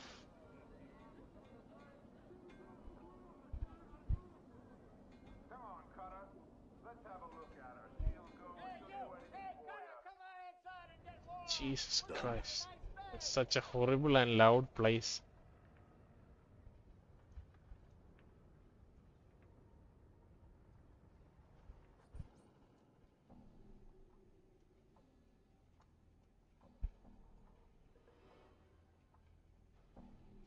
Dawson twisting the black branch picture frame you made for her. She's squinting the edges and snapping off some of the barbed seeds on the branches. She suddenly notices you and sets down the frame. Aye, child. About your wash, I think Giscor was a little heavy on the cleaning ritual though. She takes a stack of starched green rags from you and she examines them critically. At least they won't tear. Oh, or bend. What was with that cloth merchant, Giscor? His hands were scarred and he seemed slow. Mebbeth is still turning the cloth over in her hand, tapping it with her finger. Well, child, sometimes one burns with the art, and other times the art burns you. Okay, is that what happened to him? Mayhap, there's some for who. Mayhap, there's some for who using the art is like breathing. They stroll about with pointy hats and stingweed pipes. Then there's hedge wizards and plain touch gypsies and fortune casters and half seekers and midwives who flicker with the art. Them have a harder time of it. And Giscard was one of them. Aye, so to speak. In some ways, he's not different now than he's not He's no different now than he was. Addicted to habit and ritual he was. She sets down the stiff rags. They clung as she places them on the floor. Now, there's one last thing I need from you, child. This better not involve me going back to the market, Mebbeth. uh, it's okay. We, this is an old lady. We have a good chemistry with her. It's fine to poke her like this. It's a friendly, endearing chatter. Oh, and if it does, child, Mebbeth draws her up and she glares at you. Even at full height, her head barely crusts your shoulder. Mebbeth, it's a waste of time to keep traveling to the market for all these things, especially when you could have taken a moment and thought about everything you needed instead of sending me on the same errand 3 times. She's definitely like more wiser than us. She already knows all this. All I am saying is that if you can't keep your head straight about what you need from the market, I doubt you can teach me about magic. This is so stupid, dude. Like, never mind. What do you need? Only this. I need some inks for scribing some ingredients in one of my cookery books. I need you to fetch one of the merchants. Kosa Jai be her name. Very well. I'll go see if I can find her. But I had some questions first. Updated my journal. Kosa Sai. I don't think she's in the market. Let's just quickly look at the journal to see if. Don't know my filter. It is completed. They're all completed. Assigned one. Another damnable errand for her. It's back to the market again to fetch some ink. She said to speak to the woman named Kosa Jai in the market, sir. She's probably the only merchant I haven't spoken to yet. Okay. Let's see if, since she is in the market square and we kind of know how to go there almost blind at this point. Let's quickly go there and see if we can. How do we go there? Jesus Christ. Okay. Such a. I'm gone.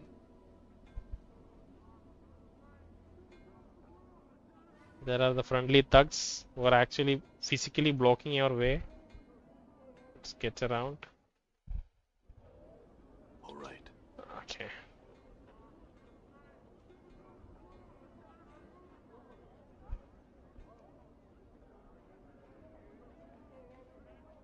There's someone named Kosaja. I don't think we ever spoke to someone named Kosaja.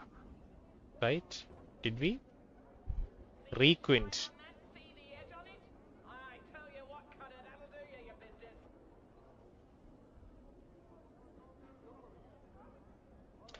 It's ink that we need. There is Kosaja. This truthless old crone reeks of fish and brine. Spying your approach, she gives you a wide pink smile. Fish, my child? Fish heads, mayhap? Mebbeth said you sell ink. Child? Hardly. No fish for me, might have questions. What are you offering, sorry? Did I miss this individual entirely, or did she just appear after like talking to Mebbeth? Because I feel like we have talked to everyone here and didn't see this individual area. Fish, my child, my silly child. Fish of all sorts and fish heads for those who too short of jing for the whole ones. Teeny tiny fish heads. Where do fish come from? They brought to sigil from all over the plains, my boy. Would you like some? I sell only heads. Should you be short on jink?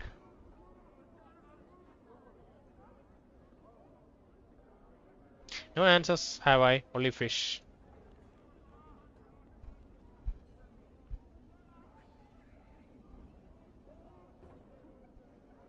Ink? Nay, sir, I sell no ink. I just sell fish. Are you sure, Mebbeth? Are you sure? Mebbeth, the midwife in Ragpicker Square, mentioned you specifically. Well, Kosaja was me dam's name and me granddam's name, so could be any of us. Yet they are both in dead books, so only this Kosajai matters. Kosajai matters. No idea what she's on about. A midwife in the Picker Square, you say? She thinks for a woman. Don't know her? I don't. So you don't have any? Well, I can't say that's much of a surprise. I see Mebbeth is having me run in circles. Well then, she said you would be able to help me, but if that's not the case, never mind. Now, hold on.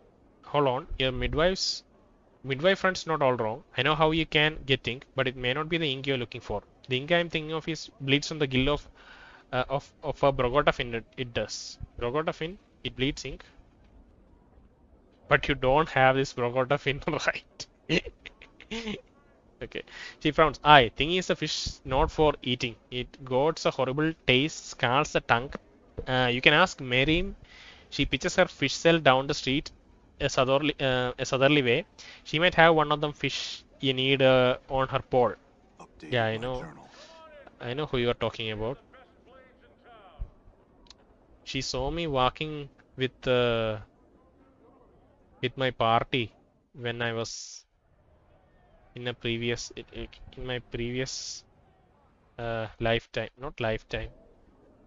Done. Before we lost our memory, we actually went through the streets with our party members with our head held high, and this Meir'am woman actually saw us.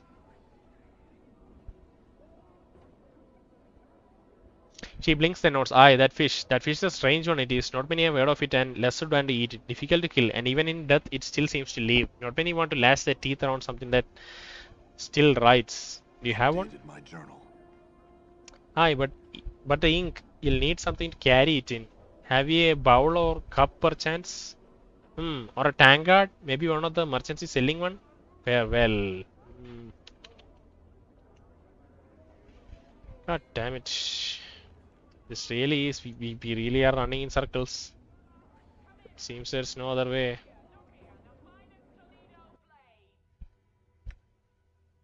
Where is the present skip? Northwestern, southeastern. Come on off with you then, let's go. Alright, Governor, don't dawdle then. I wish there was a way to turn off all the chatter. Oh, I think it might be ambience. Let me just turn off the ambience because I really don't like the market shouting that's happening. That just might be the ambience.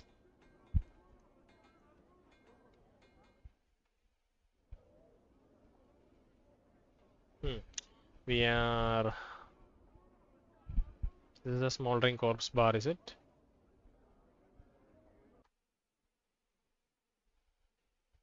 Northeastern. Wait, where are we? Southwestern. Southwestern portion is where we should be, right? Should go back. Should go back. Yeah, we should go here. All right. Merchant selling tankards.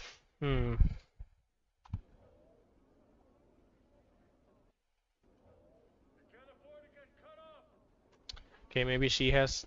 The plate selling person has a tankard.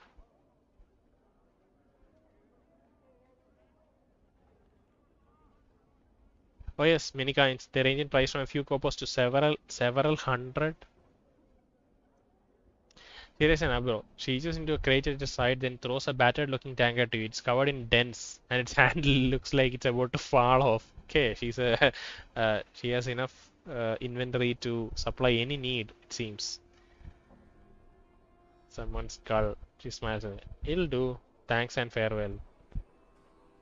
Updated my journal. What the hell? Let's change the inventory button to something closer to WASD side because we are opening it a lot. Page access, inventory I. Let's change it to X. Assign to location. What is location? Let's quickly tap X and see what happens.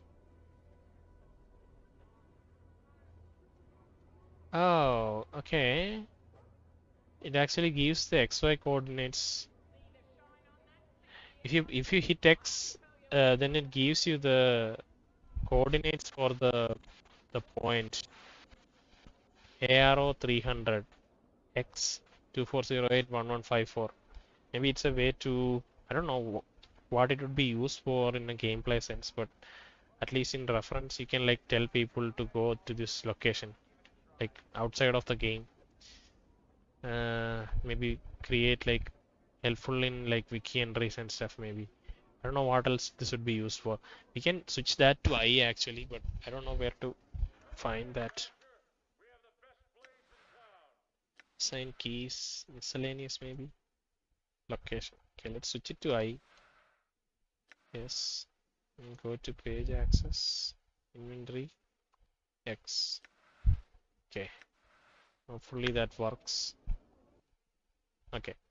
Yeah, we wanted to look at the batter tanker. Weight 3. This batter tankard is covered with dents and its handle looks ready to fall off. Judging from the size of some of the dents, it looks like it was used to bash in someone's skull. Hmm. Why would... Okay, the dents. Okay, for a moment I thought the dents were actually holes. Dents are not holes. It's just a deformation, like going inside or outside. It's not a hole. If it was a hole, it couldn't hold ink. That's why I was confused earlier. You know, I thought like if it is full of holes, like what's the point of buying it? But it's just dents. It's just indented. You know, like deformed. So it's still usable. It's not pretty. That's why it looks like the description is like it looks like someone smashed someone's skull in with that, because that would cause an indent, right? Look at the tout approaching with the knife. I almost think that this model is wrong actually, because you remember the hideout that we saw in okay, you don't remember, but I saw the hideout in one of the other hives and that looked like a normal person, but this looks like a thug.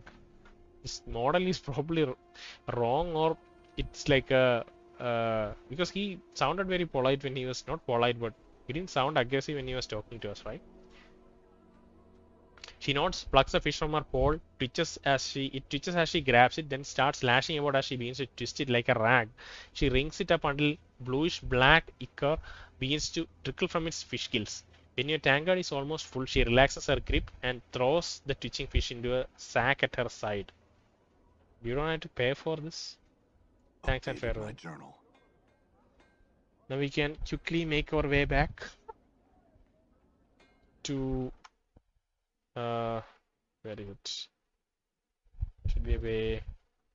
Yeah, I think dangerous alley of dangerous ankles is a good central location from which we can go anywhere.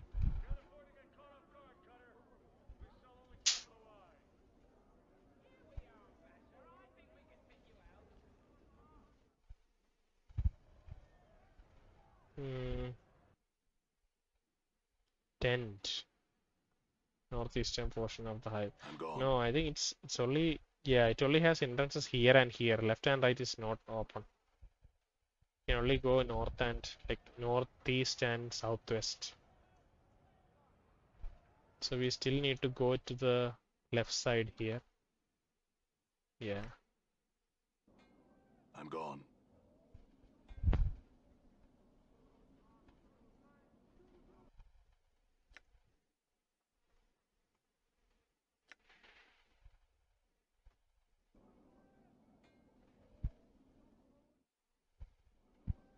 All right.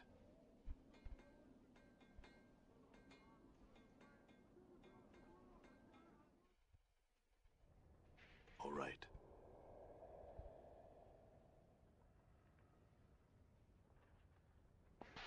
She said this was the last errand, so with this we should be done ideally.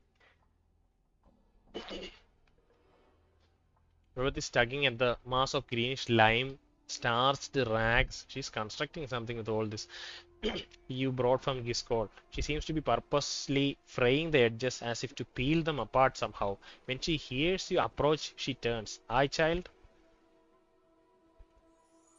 Mebbeth takes the tankard of ink from you. She then sniffs it. Prime ink, fresh it is. Aye. She nods at you. You've done well, child. All I've asked. Now I ask you again. After all you've seen, do you still want to learn the art? Hmm. So it's like is it like a little sample that she gave us right now? Like these are the things that you'll be dealing with. There will be seeds that bite your hand and then grow into your arm. There are people who have like become zombie like because of the misuse of the art. Then there is this uh, ink that she needs. I don't know if it has any other context than that. There's this ink that she needs, which is like extracted from a really weird fish. that doesn't seem to have much of a moral, but at least it's like a the aspect is it's like a gross thing to do. Yes, after all, the guiding goal of your errands was to test my persistence, was it not? Oh, is it persistence? Okay. Yeah, mayhap, child, mayhap. And that's not all. You knew who I had to see to accomplish each errand, didn't you? Remember the notes again. Slower this time. Mayhap, child, mayhap. Even so, what did your senses tell you about them? Mourns-for-tree show. Okay, Mourns-for-tree is the legit way to get that solution. Showed me that my beliefs affect the world around me. Giscol taught me that ritual is a wasted effort if the purpose of the ritual is ignored. Okay. Meir'am taught me that no matter how much I think I know, there is still much I can learn from another's eyes. Okay, good. Mebbeth is silent for a moment. Then she walks slowly over to you and touches you on the cheek. Oh, child, she sighs. You'll be a master sorcerer one day. You have the knowing of it yet. You have come to Old Mebbeth for help. You have. What could a midwife teach such a one? Oh my God, that's so touching. Much Mebbeth. I want to learn all you have to teach. 2000 XP. Unusable item placed in backpack. So you'll walk the path then. Mebbeth pauses. Well, first things first, just having the knack for art isn't enough. You need some means of giving it focus. Usually spells. Spells are usually in a book, so the art demands you have a spell book. Or it's like a force. It's like afore you can cast spells. Or it's like a 4 you can cast spells. I don't know what. What? You have a spell book, or it's like a 4. Can you read? I don't know. I think I can, yes. Then let's test it. Can you read this? Mebbeth draws forth a small tattered card. It looks like a recipe. Examine the recipe. The writing on that recipe swims before your eyes, each symbol twisting out of focus whenever you try and read it. Almost instinctively, you relax your eyes, allowing them to take in the page all at once, and the symbols suddenly bleed together. The recipe lists measurements, ingredients. It appears to be some minor divination. It's a minor divination, isn't it? It looks like it's a spell that allows the user to see the nature of an item, to see whether it's enchanted or not. Okay, so if we are a mage, then all of the spells, I think we don't have any use for scrolls, right? Or we use them once. We have identify scroll, right? Okay. Anyway, nature of an item to see whether it's enchanted or not. Mebbeth's eyes widen. Who are you to test all Mebbeth so? Are you some fiend?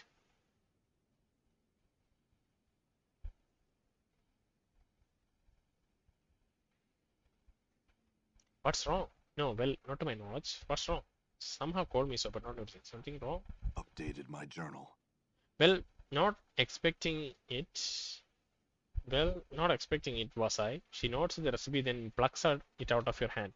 What you see, it's written in the language of the art. If you are not imagining it, it should be all a swirl jumble of mishmash. She snaps her fingers. It clear as crystal. You pluck the sense of it right up. Maybe you tell all my Mebbeth why that is? I don't really know. I just knew what it said. Or else a natural gift you may have. No matter. You have just shaved seasons of your learning you have. Mebbeth harums. What? And I'd be looking for someone to handle the chores around here I had. And I had been looking. Wait, what? Or a natural gift. No matter. You have just shaved seasons of your learning you have. And I had been looking for someone to handle the chores around here I had. Oh, okay. So he's like she was like going to take us as an apprentice and then like let us do all the chores. But it looks like all the learning that we could have had as a apprentice is already there. Maybe it's just as well then. Yeah. If you need help with anything around here, you can still ask. It's just the least I can do for explaining. Yeah. No, don't worry yourself about that. She frowns. Well, you can read spells well enough, but spells are no good to you without a book to put them in. Do you have one? Mebbeth glances around the hut and then catches the sight of a black barbed picture frame you made. She picks it up carefully, studies it. This'll do. That thing, it's just a frame. Ah, but so are you, child. Still holding the frame, she picks up one of the starched rags you got from Giscold. With a yank, she pulls off the greenish starched surface film. It flutters in the air like a wispy bit of cloth. Whatever Giscold uses in the wash, it works better than curing, stretching, and stoning does on a normal rag. Can't afford parchment, I can't. Parchment? She takes the starch film and pulls it over the black barbed frame, latching the rag's edges onto the hooks around the frame until it looks like a small greenish painter's canvas. It's missing something. Well, it needs something painted on it.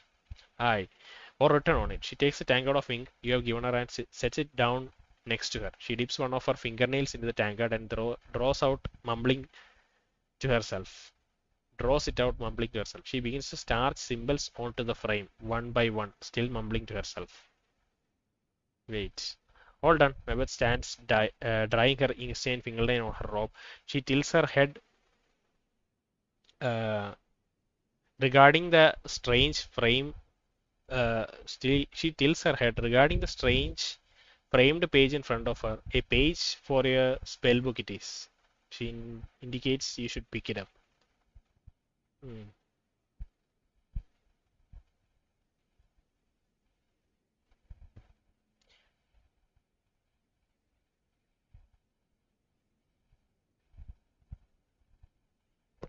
Take it.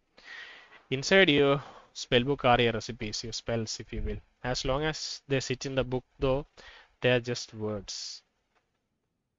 She taps her head. The art demands you pluck the magic out of the book and put them in your attic, your head, before you can tap their power. Go on. You put them in your attic by studying them, memorizing them. You usually need a rest first before you can do this, though. Any questions?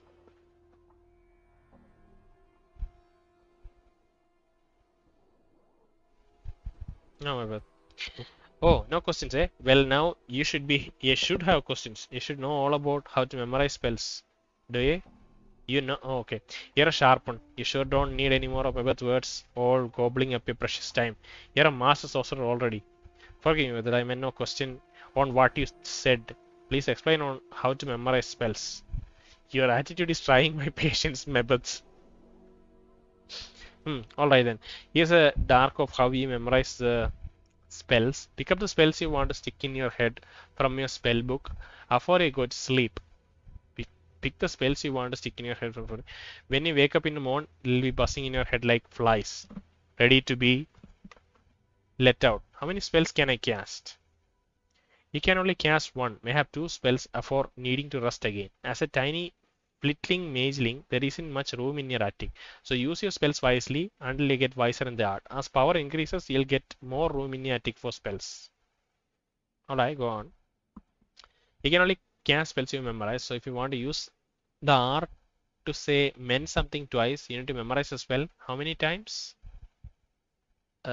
Once. Twice. To cast a spell twice, you need to memorize a spell twice. What? Jesus Christ. Got it. Can I get more spells? Keep your eyes and ears out for learning. Even common folks might have some minor magics to teach. There's also scrolls, recipes, books, and even some stranger items that have spells inscribed on them. If you find one, just examine it close and copy it onto your book if you want. Got it. I can also show you more spells if you return, especially when you are a little more of the planes in you. When you have a little more of the planes in you. I'd appreciate it. Thanks. Okay. Before you go, child, you'll need some magics for you to whet your appetite. Mebbeth remains in her robes and pulls forth 3 small recipes, which she passes to you. You should copy this in your book so they can go into your attic soon as possible. Updated my journal. You got 5,000 experience. Wow.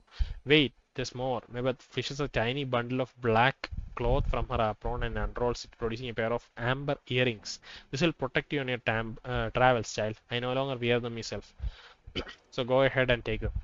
Thanks again. Alright, child. Don't tarry here any longer. One such as he has other ways to spend one's time rather than hang around Old Mebbeth. Come on, Mebbeth. You're not old. You're not so old. Aye, that'd be true. You flatterer. Your tongue is so lined with silver, it'd be a shame. Shame, Baptiste. Get, get your hands. Thanks for everything, Meir'am. You can thank me when by not playing the Adel Co with what you have learned. The art damned many a fool who sought to bend it in ways the art weren't meant to bend. Now get along with you. I Farewell. feel stronger. Okay, we got an achievement. Call of the Art.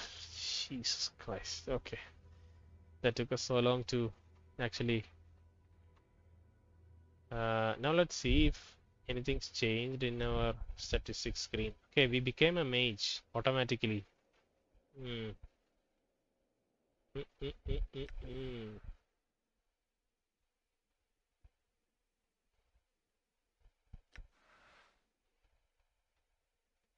Neutral good.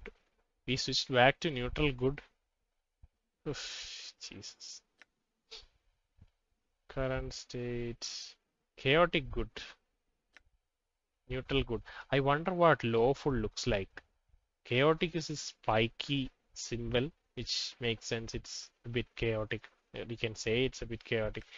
And this one is just, you know, perfect if it's neutral. What would lawful look like? The inward spike? No way. Be a curious design. We can finally see it. Uh,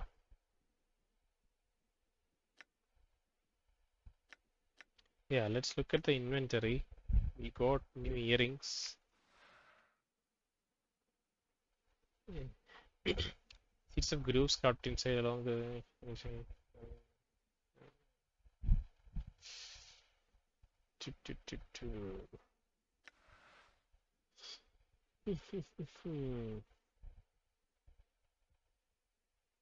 Amber earrings. +2 to armor class. Now we'll finally see if +2 will take us to 12 or 8. Memorize 2 additional first level mage spells. Weight 0, usable only by nameless one. Those earrings are made from hardened sap of razor vine. When properly prepared, items made from this substance can be enchanted with powerful spells of protection. When properly prepared, items made from this substance can be enchanted with powerful spells of protection.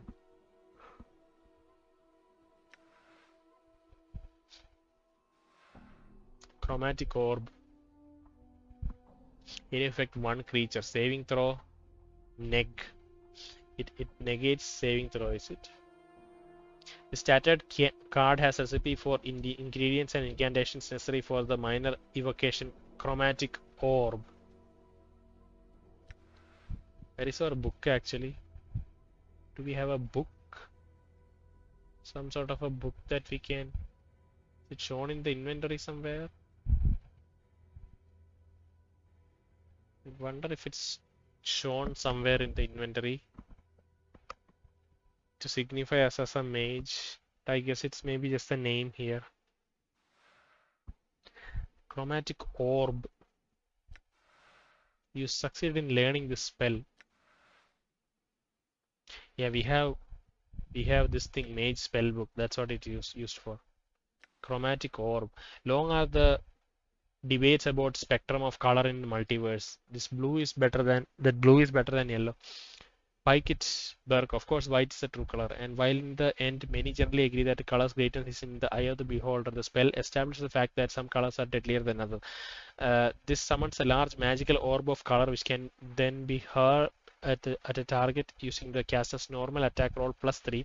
The color of the orb changes depending on the caster's level. White 1 to 4 points, special power 10 seconds, -4 attack, -4 strength, +4 armor class.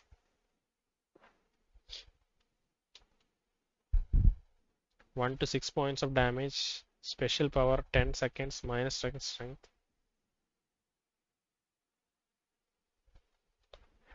Additional 1 to 4 points of fire damage.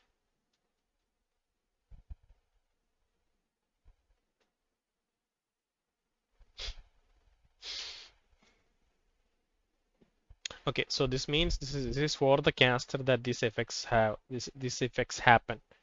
since as the level increases, you can see the debuffs are also decreasing.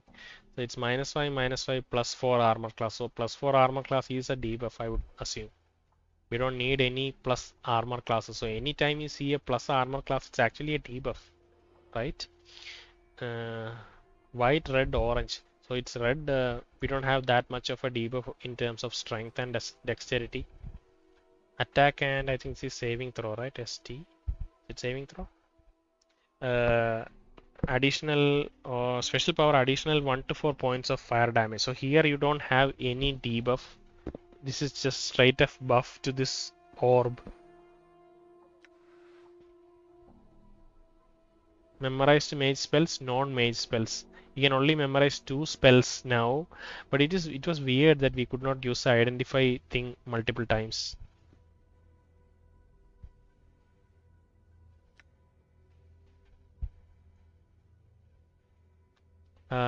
Sorry, inventory again. Identify.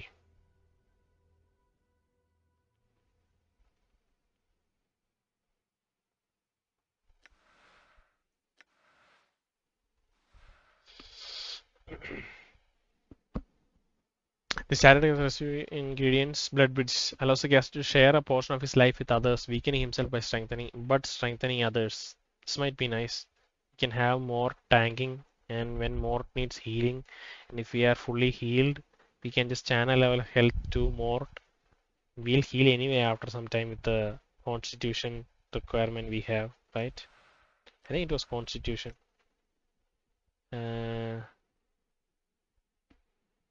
Ability represents physique, hardiness, and state of health. High constitution gives you more hit points and nameless on case, faster regeneration rate as well. So constitution as well as maybe strength. What was the other one? One more thing had an effect to the regenerative ability, right? Or is it just constitution? Yeah, I guess it's just constitution then. Which increases our regeneration rate, and we'll probably increase our constitution a bit more, so we can like make more, like, I'm just theory crafting what we can do. We can use more to tank stuff while we channel our health into more to healing him. Okay, so one more thing we need to see is look at the mage spell book and see. Wait, we have one more. We didn't learn it, we just looked at its description. Oh wait, where is it? We read it, right? Oh, it's in a sec. It's a level 2 spell, Blood Bridge. A bizarre combat of healer's heart and the merchant's mind. This necromantic spell transforms your body into a marketplace that barters life and death. Your life essence can be given to others at a cost to yourself. When cast, a mage can select any living, non-undead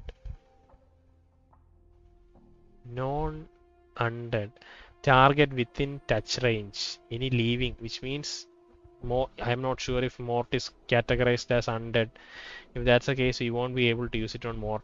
Within touch range and drain life from himself. 2 hit points plus 1 hit point per level of the caster and give it to the target.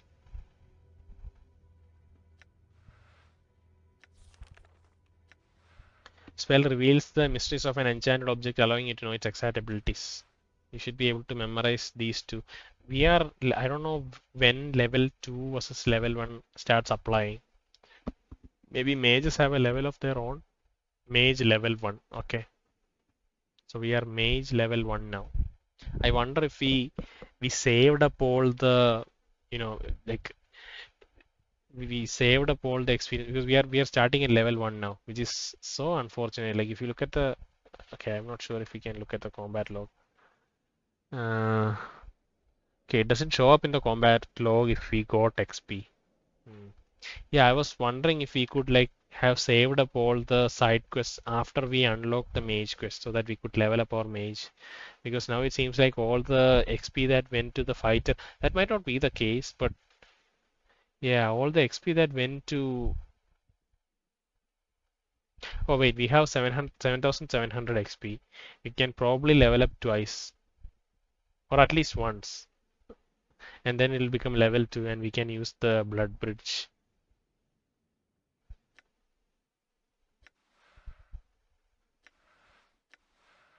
Okay. And Huh? I don't know if Mort can somehow change his. He should be able to change Mort's class, right? Because he is a fighter. And I want to turn him into something else. Armor class modifier. So this is minus armor class, right? So we can see one more thing. Let's actually look at the inventory screen. So this has +2 to armor class. So if I put it here, it's actually worse for us. Wait, it has +2 to armor class. That means, okay, this is confusing. +2 to armor class. It didn't go up to 12. I thought that wearing this will actually have a, it will actually make us less physically effective, or our armor class would go to +12. But that's not the case. In that case, like, this is confusing to me. Sorry, this is confusing to me, because for the level 1 spell, if we are level 1, we special power, right? We have -4 attack, -4 strength, -4 saving throw. Oh, I guess it's to compensate. No, is it to compensate these two things? Because attack, we don't want armor class to compensate attack, right? Would we effectively? Oh wait, there are. Oh, I only saw up to this one. There is so much below. If it's yellow, then it goes back to this. Are all of these strictly better than the previous ones? Seem to be a combination of things. Maybe we can pick and choose which one to use. I don't know. It says that it'll change depending on the caster level. So we'll have to see. 4 to 40 points. That's a huge variance. Like 4 to 40, like depending on our like attack roll or something, it can vary from 4 to 40. It should be better if it's like some, like say 30 to 40 or like 35 to 40, right? Instead it says 4 to 40. It could, like, our first attack could have a maximum of 4, while our last attack could, yeah, I don't know how this works. We'll have to try these things out. But yeah, we should stop for, wait, did we level up? What happened? I don't know what happened. I clicked something. I think I accidentally leveled up. Let's see. No, I didn't. I don't know what happened. Okay, I clicked some button and gave that weird sound effect.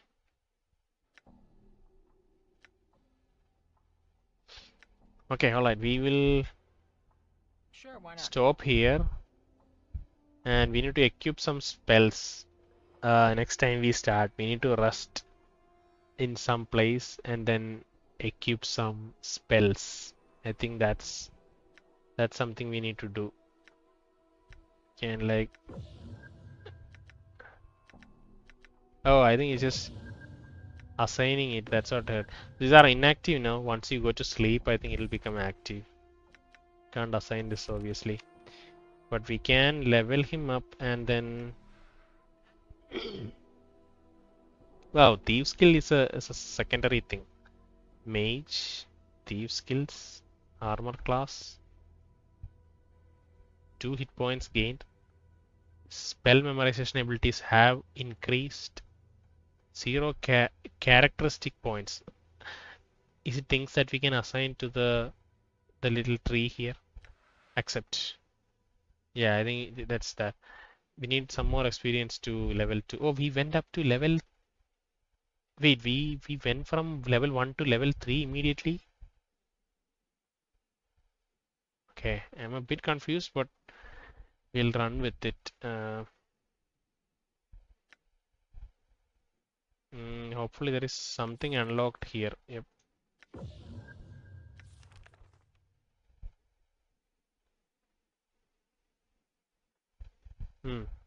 Now we can maybe rest.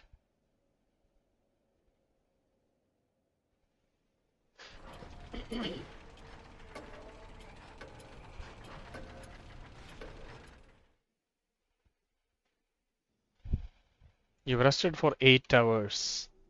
Can we use some spells?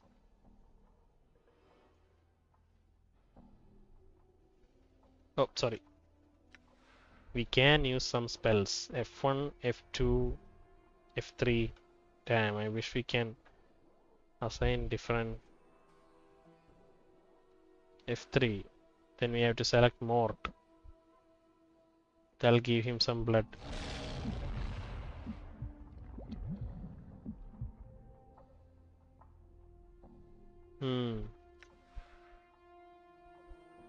We can use it just once before we should rest again. That's crazy.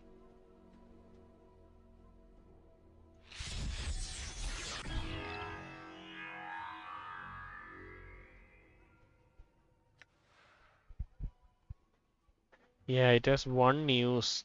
That is so weird. We can use it just once. We fight so much before we can rest again. So we have to rely on our weapon like this. Maybe we should equip some sort of bow. So I don't want to stand in the front lines if we are a mage, right? We can get some sort of a ranged weapon and put some arrows and poke at enemies from far. Scroll of armor.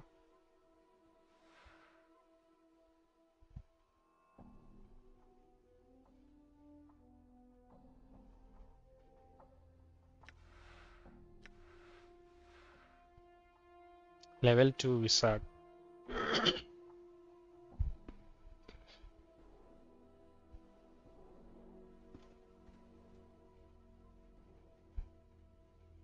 Okay, I guess.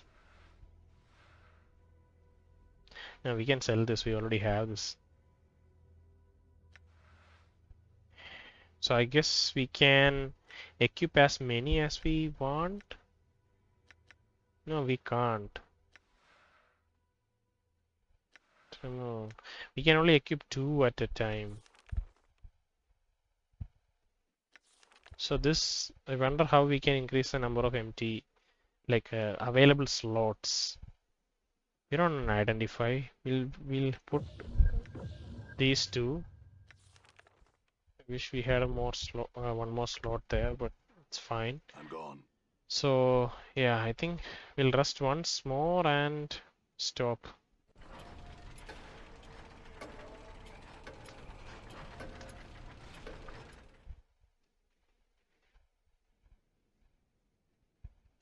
Okay, think we can stop for now. We'll make a manual save. Yeah. Oh wait, did we? Ah, this is a faction. You can see what alignment you are when you saved it. We are true neutral. Then this is neutral good. We were true neutral again at some point today, but then we went back to neutral good again. Okay, I think that's it. We'll stop for now.